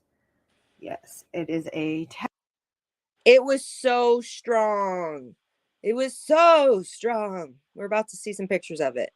So here is the brownies. And there was espresso chocolate chip walnut espresso edible brownies. And they're going in the oven now. Okay, and then this is some of the, I like oatmeal as well because it takes a little bit harder time to digest for my body. So it's nice to know what's what. Laugh out loud. It gets confusing trying to figure out as you grow. Yeah. Or people like label their pot the wrong. I've had that happen too. Other people have been like, I think it was that, but I thought it was this. And then I moved my plants and didn't know. I'm like, fuck people. Fuck. I like chewy brownies, but I like the edges to be a little bit extra yummy. So what is this one? From scratch sauce. Oh, this is just something else. I'm always cooking, guys. You don't understand. I'm always cooking. Simple but magical, traditional cookies. Here's another one. Now I'll say, yes, it's pretty and all, but okay, this is the pink. What one was this? Peach vodka or something like that. I did a small batch. So it wasn't as strong, but it was exactly what I expected for the flavor. Like I made it less potent for more of an edible experience rather than actually trying to get so fucked up and only bite one piece, you know. Those are cheap too. I think they're like maybe $5. The little single serving shots, the shooters. And so I've bought those to try to save money instead of buying Everclear. And what is this one? Medicated chocolate peanut butter brown or cookies. I don't like peanut butter cookies. I made that for someone else. I don't eat those. Okay, so like I told you guys, I started marking out my bottles because they were putting our license numbers right on there. It was very annoying. So we're going to be doing an episode on just seeds in the future. That will be even more fun. Okay, so these were real cherries that I made a cherry medicated pie, I'm pretty sure. Yep, medicated and regular. Like I said, that's one of my favorite things to make are cherry medicated pies. They just fuck you up and you're so happy. And it's like, it's the great thing to have at night, right after your dinner. Eat your cherry pie and go to fucking sleep. It's wonderful. Yes, you need to. You absolutely need to, D. Libby. I mean, come on, we're from the same stomping ground. Um, Normally I grow indoors, so that's a whole new world, but I we'll see. We'll see this summer. Okay, so here's some other good ones. Now, obviously, I started laying the leaves on my dessert, so you guys would obviously have more clicking appeal, but yeah, if it has a leaf, it's medicated. So these are, what is this? Nuts and fruit. I'm telling you, nuts and fruit cookies. I should call them California cookies. I really should. Okay, these are the homemade chocolate croissants. It's kind of like heaven in your hand. I'm just say that. There you go. There's some more medicated pretzels, barbecue. Oh my God. Medicated barbecue is an excellent way to hide it as well. It's like the savory, the sweet, and the tangy. You can't even tell it's medicated. That's what I heard mostly is that they're kind of like Pringles, like you can't stop. You just keep eating them and then you really regret it and then you're too high and you need to go to sleep. Like I am too scary high is what people told me. Okay. So this is Heavenly Hash, cannabis Heavenly Hash. So let's see what we get. I don't know if I show the end of it. Oh, I put a lot of nuts in there. I don't like the peanuts. Why did I put peanuts in there? Pumpkin seeds are good. It was just like a nut bar. Oh, yeah, I did show it all. Good job. You melt it with the chocolate chips. Mm-hmm. And then what do? You pour that bitch on top. Oh, it's good. And then you make more and more and more until it fills up the top. And then you just let it sit out. Normally, you don't even have to freeze it. But the idea is to not heat up the marshmallows so that when you cut into it, you have full marshmallows that are perfect. Okay, so I guess I'm adding more. See this effort I put into this shit, guys? I really do care about you guys learning. Okay, so then this is what they look like when they were cut into. They're kind of messy, but hold on, let's see. So it's kind of like a trail mix. All right, so here's some more tinctures. Now, what I would start to do is use the tea bags, and then I would take Everclear and just pour it right on top and then mash them. And then it was really easy for me to pull out the little tea bag instead of having to clean the jar. So it already separates it for you. And then you can see how potent it is because it gets darker and darker with time. I think the longest I've ever done was 3 months, so that's 90 days letting it sit in the dark room. And basically, what you have to do is shake and burp over and over and over. At the first 2 weeks, I do it for I do the shaking and the single burping once a day. And then you can go on for like a week where it's sitting there and then burping, and then wait 2 weeks and you do it. And then when you finally are at the end, you can have like that dark mash that I'll show you guys in a moment. I'm pretty sure I showed it in the tincture dish earlier, but usually that will be, you just let it sit out in a cup overnight and then all your alcohol has completely dissolved. I also, in the summertime, harvest sunflower seeds. So I do a lot in my yard every year. So you guys will see a lot more stuff. But yeah, this was when I was growing. This is when everything got crazy. This is Sweet Tooth. I bet you're going to enjoy this, Seafowls. This is where we actually see my grow. Okay, now this is Nerds, my favorite strand that I've ever grown. this along with a few others. When I mean I had a personal relationship with these girls, I really loved them. I'm mad none of them were able to stay. This mystery one was so weird. What do you think? Have you ever seen a leaf structure like that? It looks like MK Ultra a little bit to me. C-Files, what do you think? I know you're cringing seeing the water on those buds too. I like to miss them. Hold on, let's exit out of this. So that was when I was just showing a little bit of everything. So what do we got here? More cookies. Okay, so then we're going to get even more into the growing because this is where it gets real exciting. So this is, again, unknown strand. There were 2 out of my 6 that were unknown that were so resiny. It had to be a black market plant because it was thriving.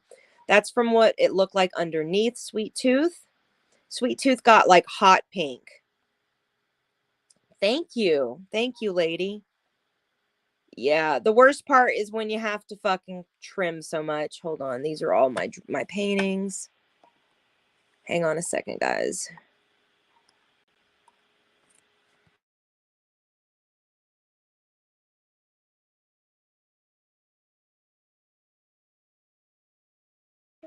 I have to get my dog. Hold on, everybody.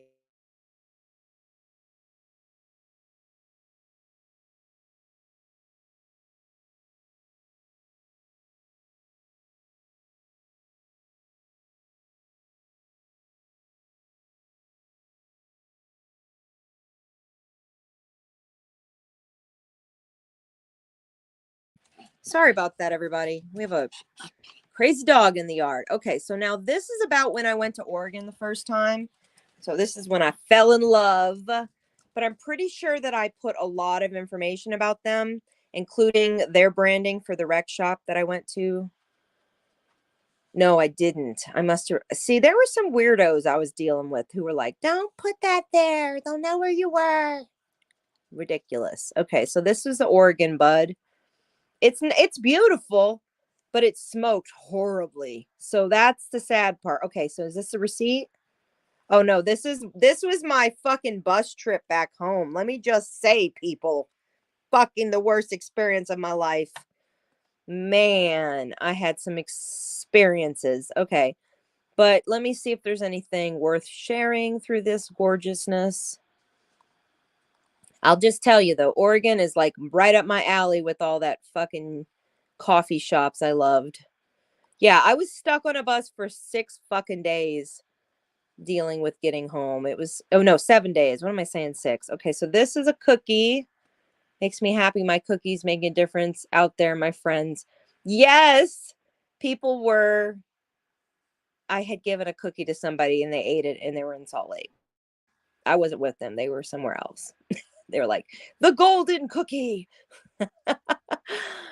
Okay, so here gets the real shit. This is where it gets serious. About after this is when I'm so proud I took this. You can hear it. I'm going to be quiet.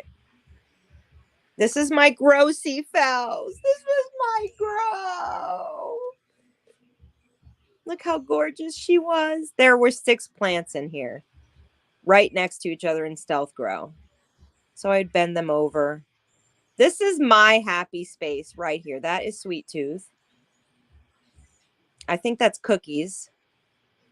Or no, Cookies was in the corner, so it's probably over here. Nope.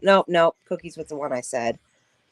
I'm going to let this run for a minute because this is my happy place right here. This was an unknown strand. It was so resiny. You would touch it and the whole plant would move towards you. Like it'd stick to your whole hand. Yeah. Gorgeous. Pure beauty right there. I really want those feeling every day of my life. That's why I belong on a large farm with fields that just keep running and rolling down the hills. I need that. That's who I am.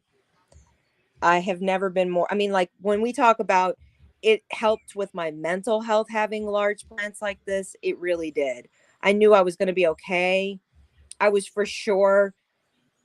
I was so one with my plants, it's not even funny. I would go and sit out there in the morning in coffee and literally talk to my plants. So This is me at its finest. Those are my babies. The colas, I think I got like okay, so this plant right here I'm showing might have been like maybe 4 feet tall. It wasn't, it was really like short. This one though was about 7 feet tall, wrapped around in a circle. And then Nerds, that's next to it, was another 7 feet tall. I'm going to show you guys other pictures because in the middle of the night during my birthday, particularly there's just some pictures up close of my plants. I'm sure you're enjoying this, Seafowls. And all of you growers out there, look at the bitches. Ah! Yeah, and forevermore, I will always show up close pictures as the progress goes on, because that is what it's about right there, friends. Okay, and then, so this was Cookie Strand. This was my 3-year grown mother plant. That this was the last year I got her to grow. Unfortunately, she got spider mites when I uprooted her and brought her inside. It was a bad day. I was upset. It didn't work. Let's see here. This is the Aspen CBD when it was actually supposed to be cut down finally.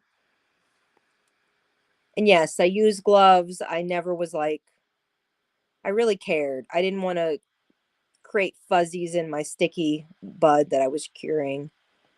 And I've done it all different ways. But here's an example of Sweet Tooth. So this is when I cut it early to just kind of test it if I liked it for a more heavier high. The pink was so beautiful.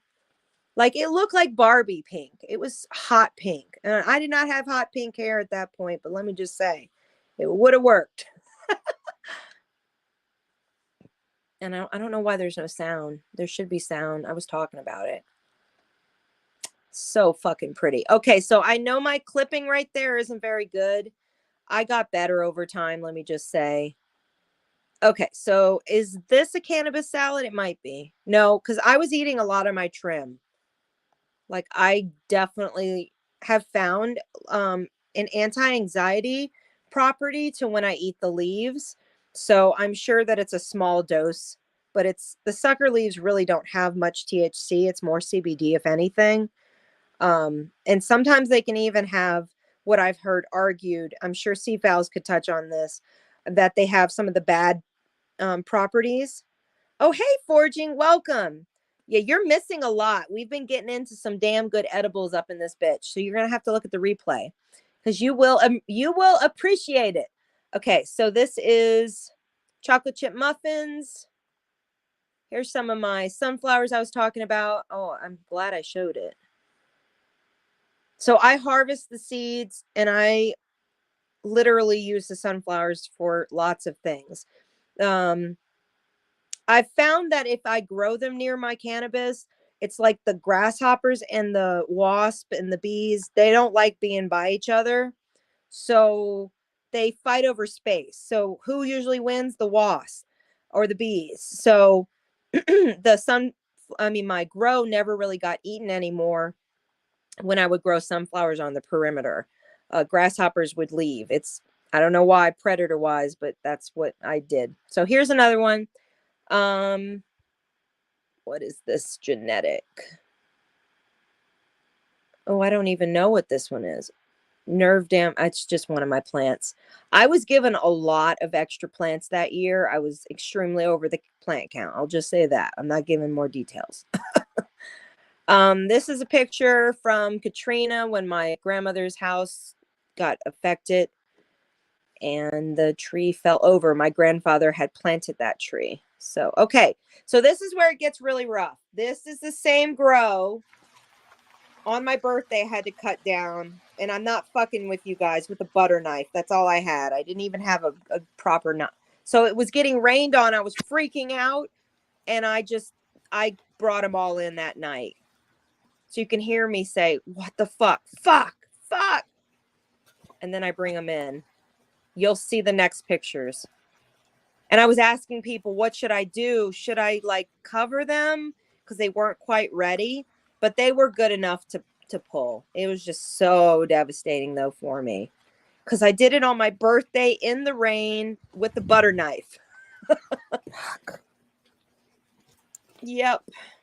And that little door I made, I had like wound up with branches from a previous property I grew up on. So it was actually, so this is the wet bud 33rd birthday. This is what it looked like dragging it into my house. You can't really tell, but that's 7 feet tall. Probably like 4 feet wide, maybe 5 feet wide. It was a depressing day. See, the camera wouldn't even capture it truly. So then I had another few weeks. I went on a road trip probably 4 or 5 days later after I'd hung all the branches in my house. I'm pretty sure this is what this is. So they were all along the hallway. It was a mind fuck. Let me just tell you guys, mind fuck. So this is not the best, but it's beautiful. 100% mystery strand. I was in love with my mystery strands and the nerds. So this is some more mystery strand. It was so resined. It was the craziest thing. And this is the first time I had ever grown at large scale. So for me, I was so proud of myself that I'd actually followed through, didn't get scared, even though I wasn't completely sure what I was doing. I had a lot of good teachers around me. And then this was the best feeling, to actually have such fucking access to my own medication with zero anything, just pure genetics, no pesticides, no chemicals. Let's see. I don't know why it knocked all my sound out on most of these. That's a terrible camera. Come on. This is before I got an iPhone, people. This is all fucking Samsung Galaxy days. Like Samsung Galaxy original. So this is Sweet Tooth. As you can see, the red hairs, it turned versus the pink. So this is Girl Scout cookies. Oh my gosh, was it good? So I originally was in contact with Girl Scout Cookies brand, the actual people, and they told me my flavor was better than what they had had in a long time. It tasted like it literally smoked and smelt like a lemon meringue pie. And it was so fucking smooth, like almost lemon meets vanilla. It was wonderful. This is Girl Scout cookies. Hold on. What's this one? Sweet Tooth. So you can kind of see a little bit of the pink, but it turned more red after it cured. And I think I was able to cure it for like a month and a half. So by the time, and I had everything in this. Oh, it was great. But you know what? I've smoked so much of Girl Scout that I don't care if I never smoke it again. And this is not a joke. My kind of treasure. It was such a reality. I think I had medication for 2 years that I was able to smoke on. So that says a lot. Now this is honey. Wait, Nerd Strands, Canamom. What is this? Seeds. Oh, those are seeds. I'm holding my fingers under it. Yeah. I've only had like 4 seeds out of the entire bush. And Sweet Tooth, I had a few seeds out of that. I gave a lot of seeds away because I just didn't want to grow it again. It wasn't a bad product. I just had too much of it. So this is Sweet Tooth. I was just over it. I mean, it was 7 feet tall on its side, grown in a circle. So, and then this is where I was talking about earlier. I was so proud of Utah. I was so proud of Utah. Okay, let's see. And then, what is this one? Okay, nails came. Let's see here. Do it. Oh, I was doing my nails by myself, which is fucking great, actually. Look how good they look. Damn. Anyway, let's see here. Mind you guys, I had already had quite a bit of medicated. Here we go. Here's another example of it.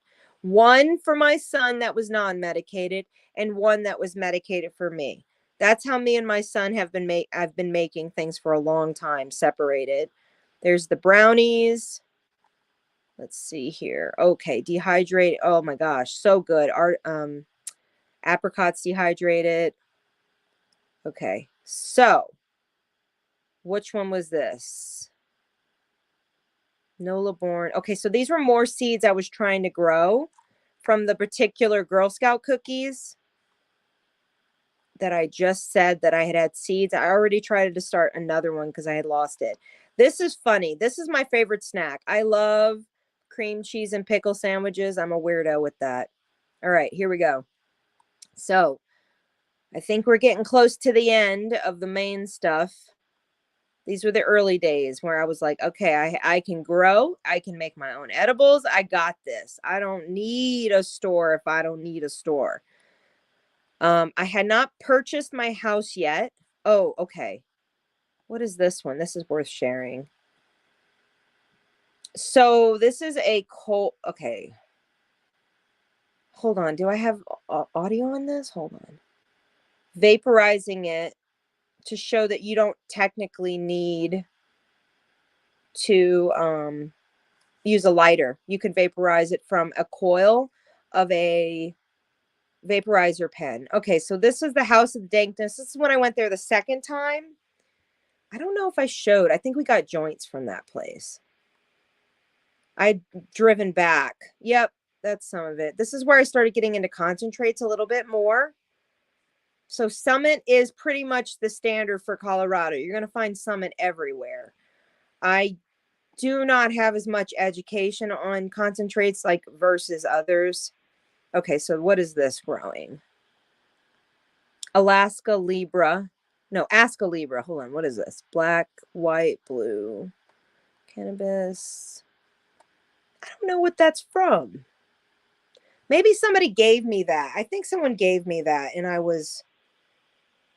don't know why. I feel like that was something else. Okay. So at this point, I had 2 years worth of bud. I had a ton of edibles on tap. Okay. And then, is this mine? Hold on. Can of Mommies, Can of Harvest, Can of Farbers. Nope, this would have been from the farm. So this was related to other people's grow. I was doing modeling pretty heavily in this time. So let's see. Okay, and then this is when, hey everybody, hey Brennan, welcome. We're almost done. We're almost done with all the edibles and all the showing of this. It's been a long one. So at this point in time, let me double check the period of time. So 2019, I had my podcast for a year at this point. I'm going to keep repeating it in this episode that a lot of the posts you guys are seeing, you're going to see move over to my other pages, and I'm going to repost everything you see. It'll just say repost, and then I'll have everything.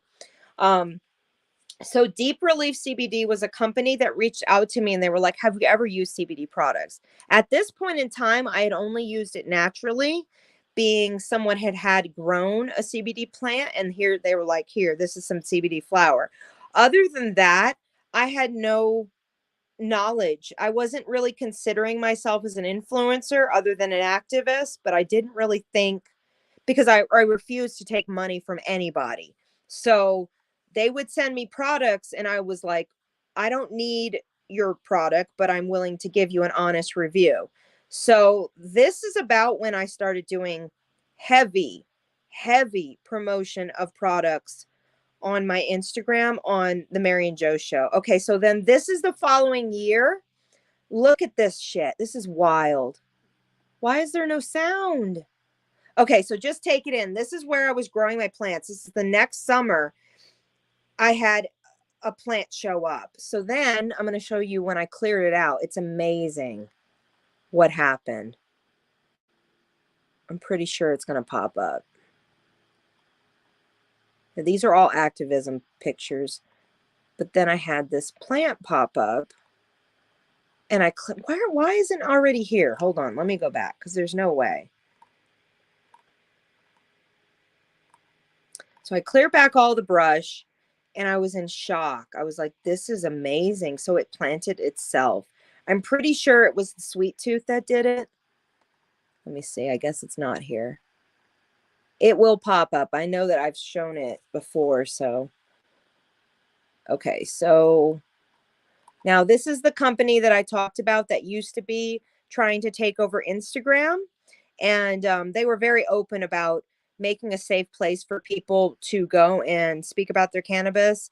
I am going to share this on my other Instagram.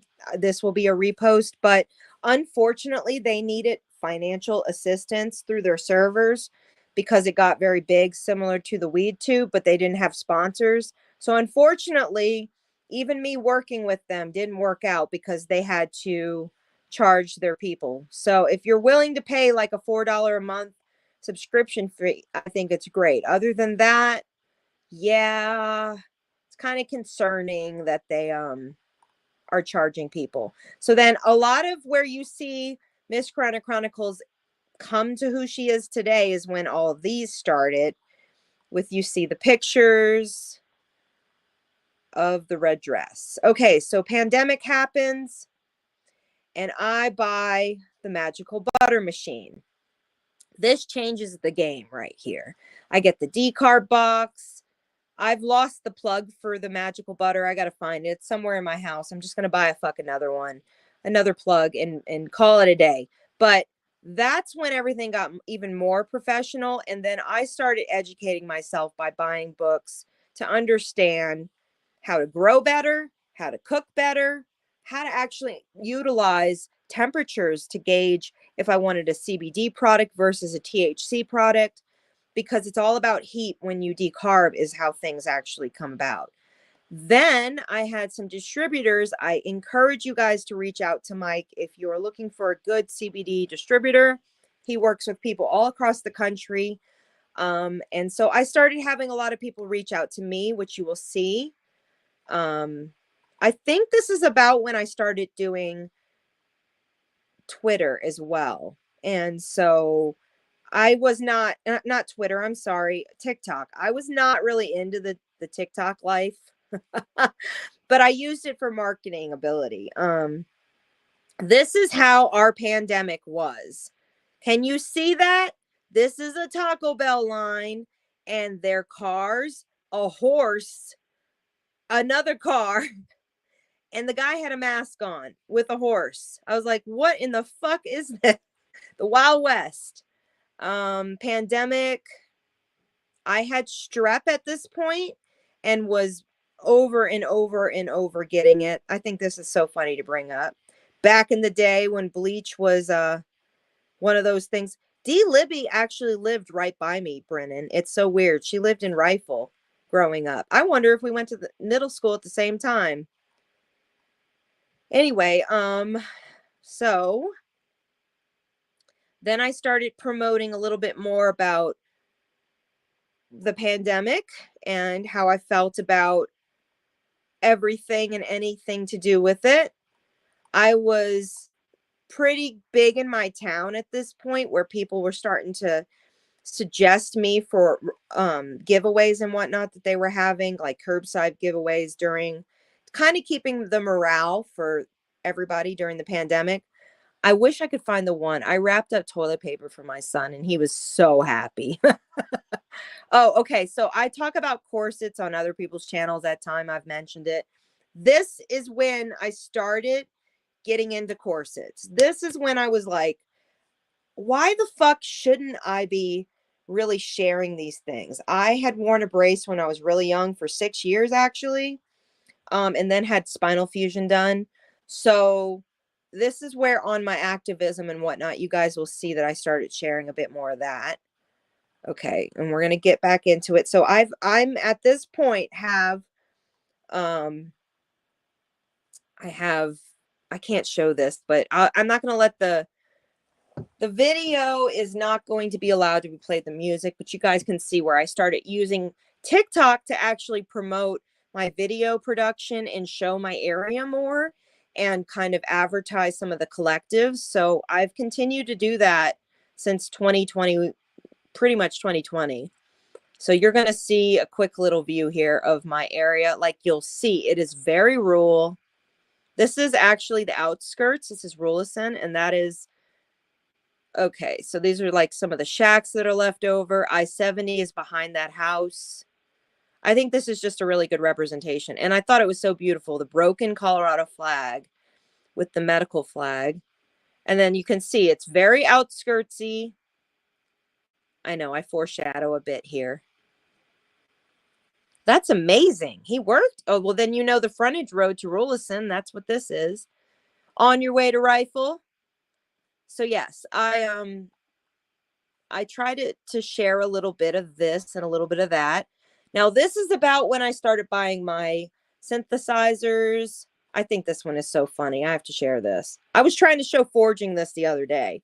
This is an Animal Planet OnlyFans at its finest. This is a squirrel in Lafayette Park that a friend of mine sent me. She was throwing him French fries, and he was just staring at her, putting his little junk on the window.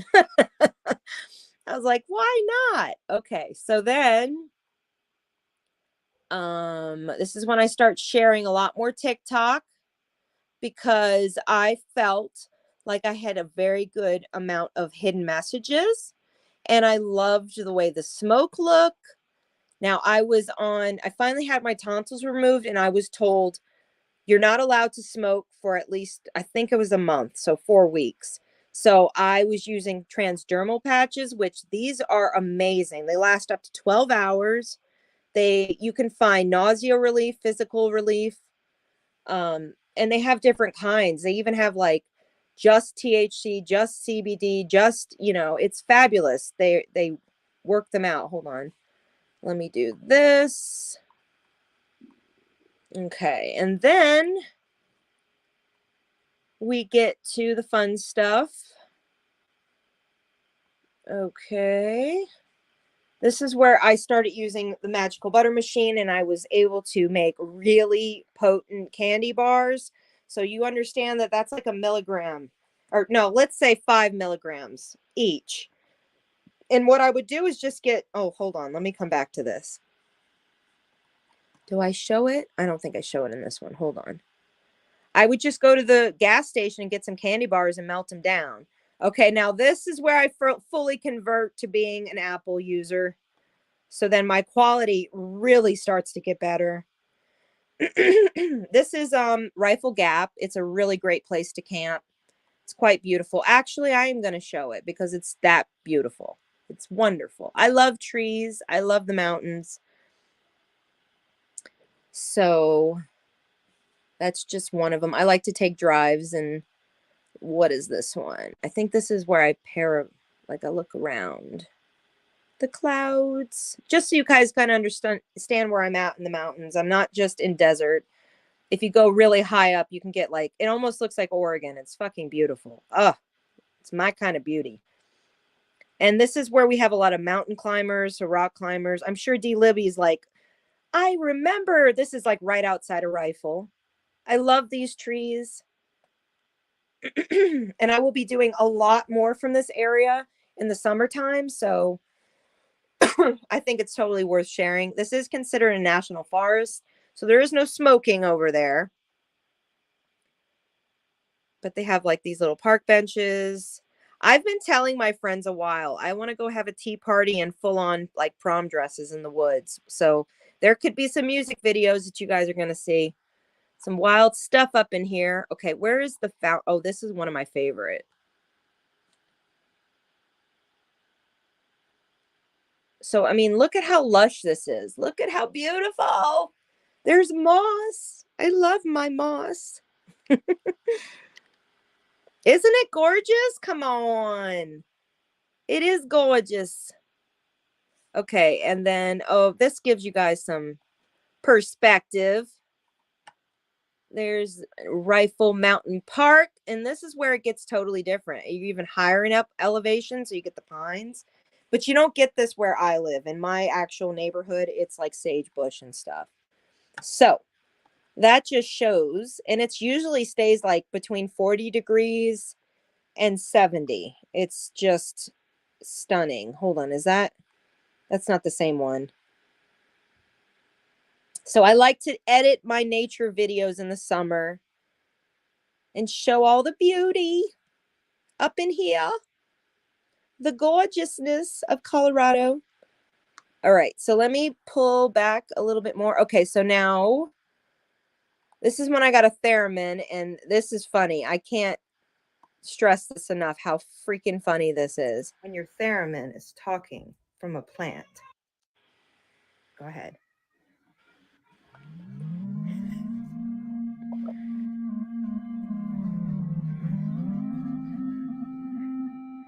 That's a happy plant.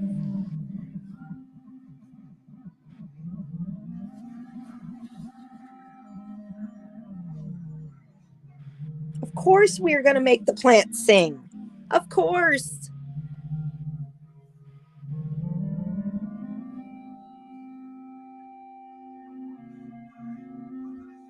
It was really cool.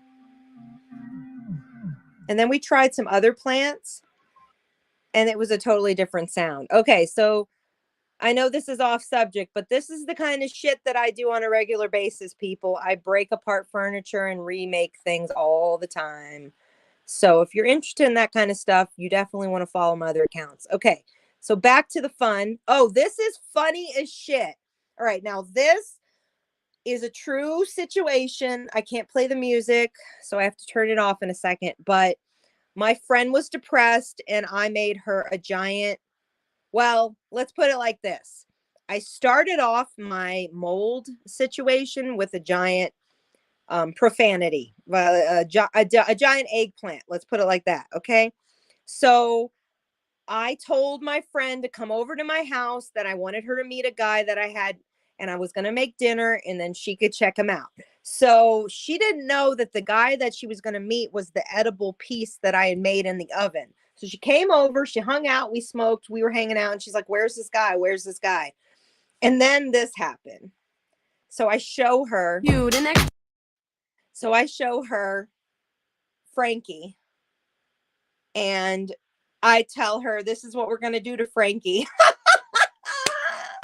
That was purely medicated. That brownie took her so much time to eat. She was scared. Let's just put it like that.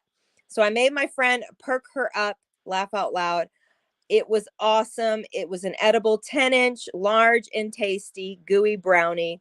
FYI, if you invite me to a party, I'm coming with this guy with something tasty inside. The possibilities are endless. Mac and cheese, Mac and Steve.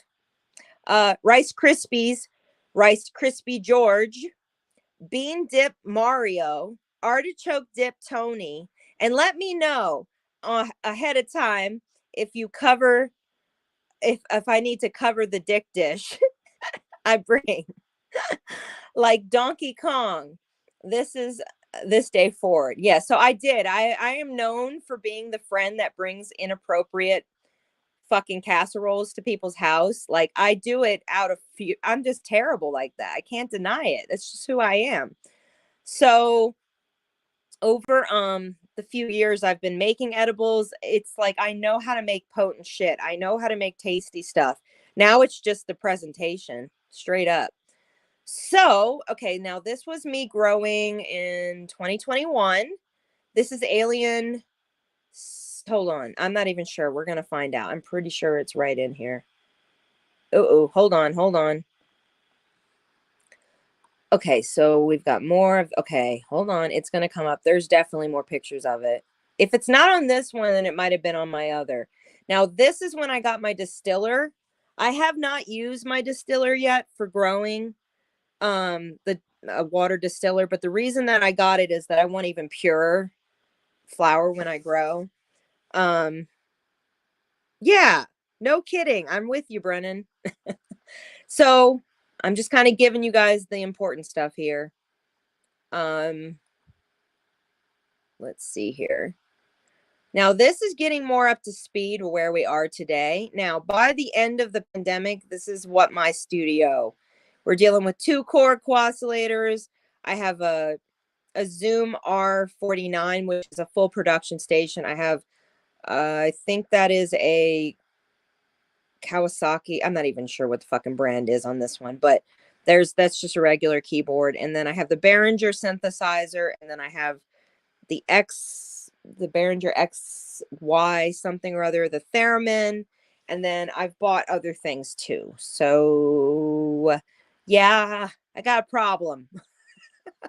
Okay, so this just gives you a perspective of how far our town has come. There is the Green Joint, there's the Dab, this is Buds, that's the Kind Castle I go to regularly, and then Tumbleweeds. So that's just a few of them, and that was only a few years ago. Last year. We have new collectives popping up regularly. Okay, hold on. Yeah, that's when I finally purchased all my wires. I bought a big lot from somebody who had his father had passed away, and he owned a recording shop in Brooklyn, New York. And he was so fucking happy that I bought the shit, because obviously you guys know I'm a crazy nut when it comes to my creations, so it's only going to get better. And then that is when I think this is when I started marketing the Mary and Joe show of what it is today. So it was my last grow. This is a vision I did. We're almost done with most of this damn fucking account. I appreciate you all being here. To show and tell of all of the stuff I've been doing. But like I said, I need to move it onto the right places. So most of this will not be on Rachel Raw Truth anymore. But you guys are more than welcome to go stream through the 12,000 pictures I have in there. Okay, so this is when King Palm, they're a distributor that sent me a whole bunch of stuff I am going to be doing with Michigan versus Colorado. Conversations with my guests in the future. We're going to be reviewing some of the products. So stay tuned for that. Okay, let me see what else we've got here. I mean, I got most of the stuff I wanted out of the fucking way. Let me just say that. Okay, so this was released in 2022. This is and I thought I caught this on the news actually. So I'm pretty sure this was like me taking the picture of it. Facts, folks. Okay, and then this is when I voted, which is against the law what I just did, but whatever. This is when I voted for our access to magical mushrooms. So I am part of that whole new prohibition that's changing here. And then we bring it today. So you guys, I encourage you to go over to this account. I'm going to bring it up. There's a lot less here that we're going to stream through, but I just want to point it out. Uh-oh, it won't let me reload. Why are you being rude? All right, well, fuck that. Well, geez, Louise. Well, I guess we made it to the end. Does anybody have any questions? I'm going to go through your comments now, finally. I'm sure that was a lot to take in. Fuck. And if I point you on the screen, that means I'm going to tag you in the post as well here. Thank you all for being here. Thank you, Lady Autumn, for being here. At the beginning of the broadcast, there was no sound, and it happened a better couple times, actually. So I apologize for that. But please start leaving your comments in the section in the live while we're still live, and I will be happy to touch on anything if you guys have questions. Let's see here. Sounds on. Fine, it was working again. God damn. Whew. Almost 3 hours to go through my Instagram. Now that just shows a lot why my computer shut down yesterday. Thank you so much for being here, D Libby 68. And birthday chat supervisor Justin Roran. Thank you for being here. I'm going to be linking you guys in it for everybody to go follow you guys as well. Thank you, CB. How are you doing today? Yes, save the weed. And like I said, I can admit that it takes a lot of time, a lot of effort. It takes mentors to really come full circle when it comes to being someone who knows how to microdose with cannabis or make topicals and everything else. I think I'm just a little bit picky about the growing aspect, because I know that stores can never fully give you fully organic. That's a lot to ask for them. they want to make a profit. So I'm well aware of that. The only way to really protect yourself from ingredients you don't want in an edible or in flour you buy is really to grow it yourself and educate yourself. Um, Thank you, Lilith, for being here. I appreciate you being here. I mean, it's just been, I've been growing off and on since 2007. No, 2009.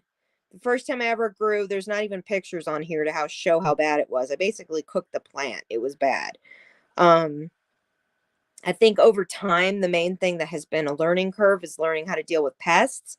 Seafowls, I heard him talking about some of the pesticides he'd used. I mean, not pesticides, living bugs he's used in the past, to like predator bugs he's used to kill off bugs.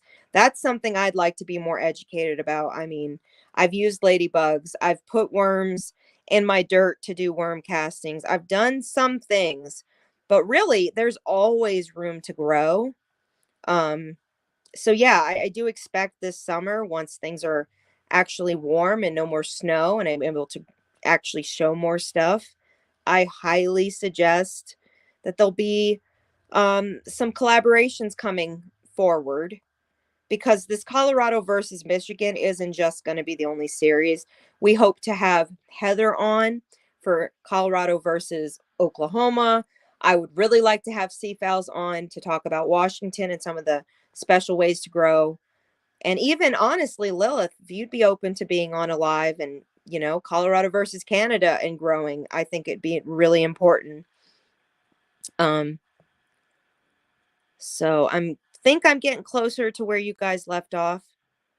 I start in a fish tank. Oh, do you? And then you move outside. I love gardening when, or just about anything. Oh, I love that. Oh my goodness, Lilith, you better damn fucking share. I want to see this stuff. Like everything you grow. I want to see seeds. I want to see the clones you may get. Even if you're just growing tomatoes, I'm all about it.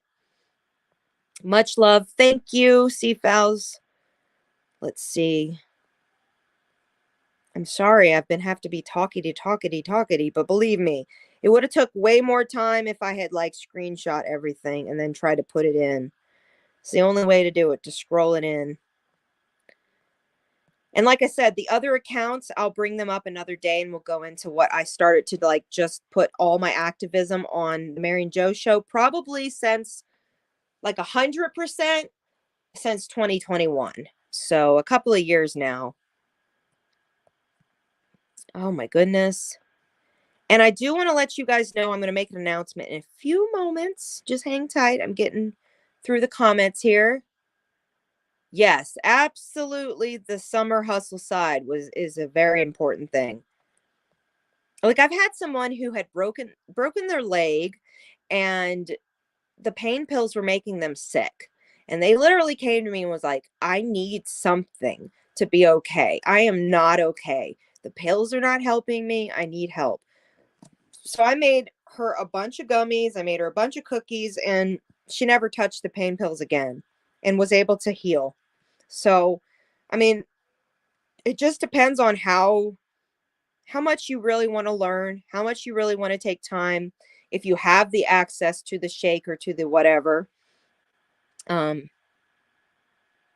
Okay, yes, let me drop the email address right now. I'm so sorry about that. Here, I'm going to put the email. If you guys have any questions, if you want to get on the show, please, this is how you get a hold of me. Mary Canopy Blunt at gmail.com. I'm going to also put this at the top and make sure that you guys can see it. Did it pin? No, I think it did. But yes, this is the email to get a hold of me.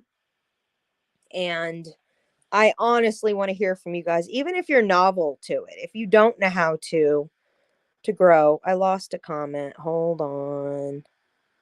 Damn it. Okay. I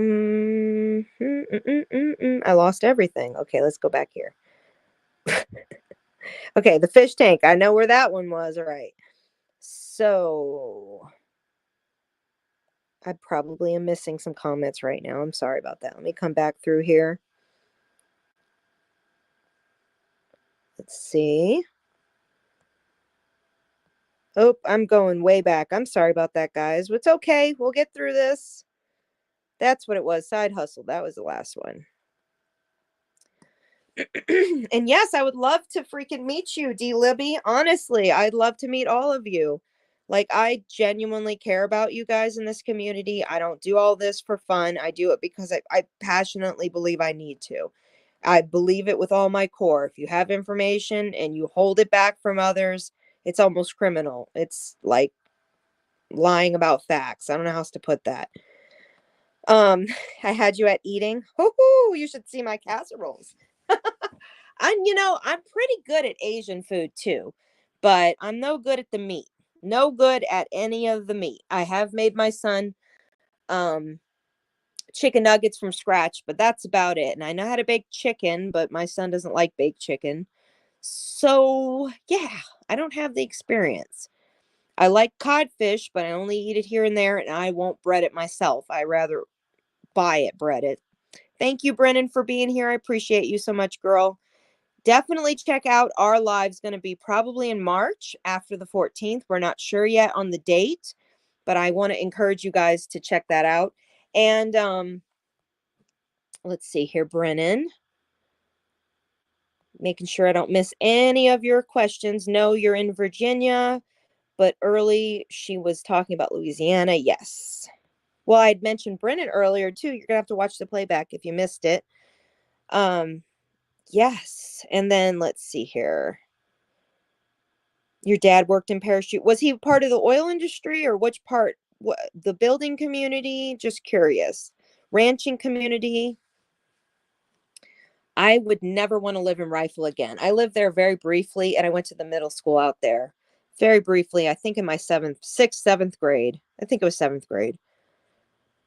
Let's see. I appreciate you all being here and listening. I know it's been a long one, but educationally, I think it needs to happen because, like I said, I'm going to start archiving pictures. I'm going to start moving pictures. That account's great and all, but I'd rather it to stay more for a niche to be of who I am and more a personal side of me versus my actual cannabis so much. I mean, that's a big part of me, but I might only put like my TikToks and, just other stuff there, maybe modeling pictures there. But yeah. Oh, yay. Great, lady. I'm so glad to hear from you. I will definitely check your guys' email later. Now here's the big announcement. So there's two really big, well, let's put it like this. So Monday is the 6th. I have some things planned on Monday personally with my son. So usually Mondays I haven't been doing lives because I don't want to take away from the days when my son's off. So don't expect to hear from me those days, but you may hear from me at the evenings. On Tuesday, we have Jazzy's follow-up. That is my microdosing episode with a Colorado friend I have who is using magical mushrooms to help with her mental illness, and it is working. It's also helping with her physical pain. So it's pretty awesome. We're going to have a follow-up on that. And then that's Tuesday. And then on Wednesday, we're going to be doing a follow-up with Colorado versus Michigan. So my guest, Witchy Sisters that you see on the screen, she will be at that one. She had somewhere she had to go today, so I don't think that I thought she was gonna come on, but it was a possibility she wouldn't, so it's okay. But she will be on the 8th, that is Wednesday, as a follow-up. We're gonna try to keep those hour episodes with one another and my guest to about an hour so that the information can be understood. This is more of a show and tell. This was more showing.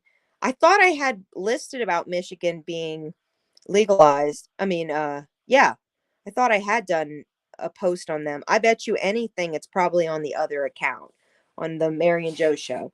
But I want to go over the dates real quick for the rest of the month. On the 9th of February, which is Thursday, I'll be doing an exclusive interview with Forging Thought. He'll be tagged in this video as well, guys. So please go over there and subscribe to his channel. Give him some support. Let him know that the Mary and Joe show sent you. I'll be having an updated part 2 with Heather B. follow up on Friday the 10th. Then we have some dates that have not been listed, just so you guys know, but just so you're aware.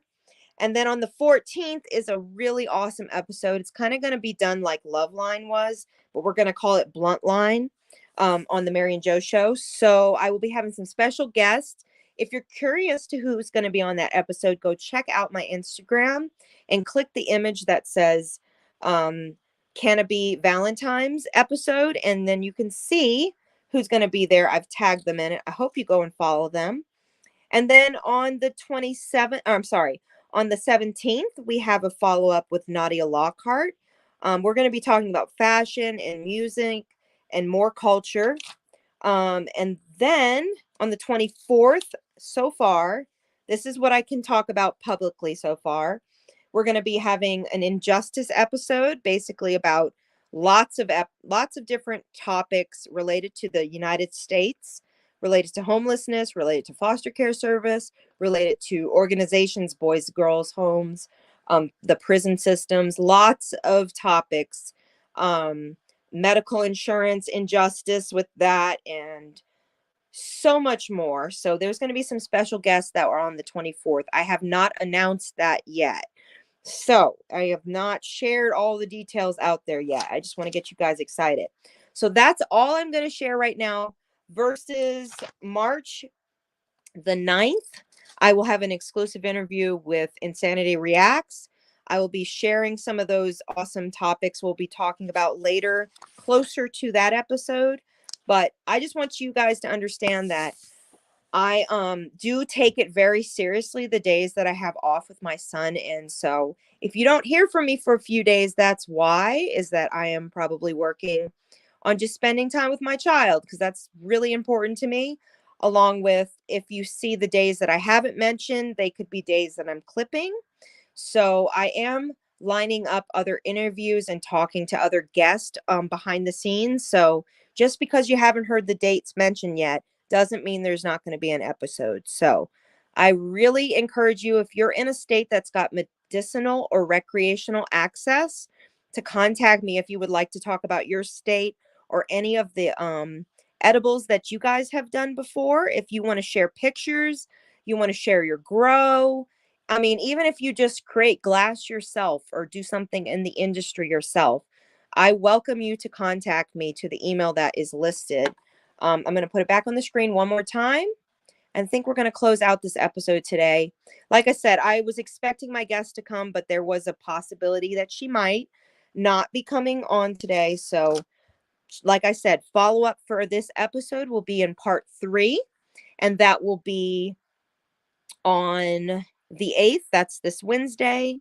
And it probably will be around 11 o'clock. It will be a live broadcast.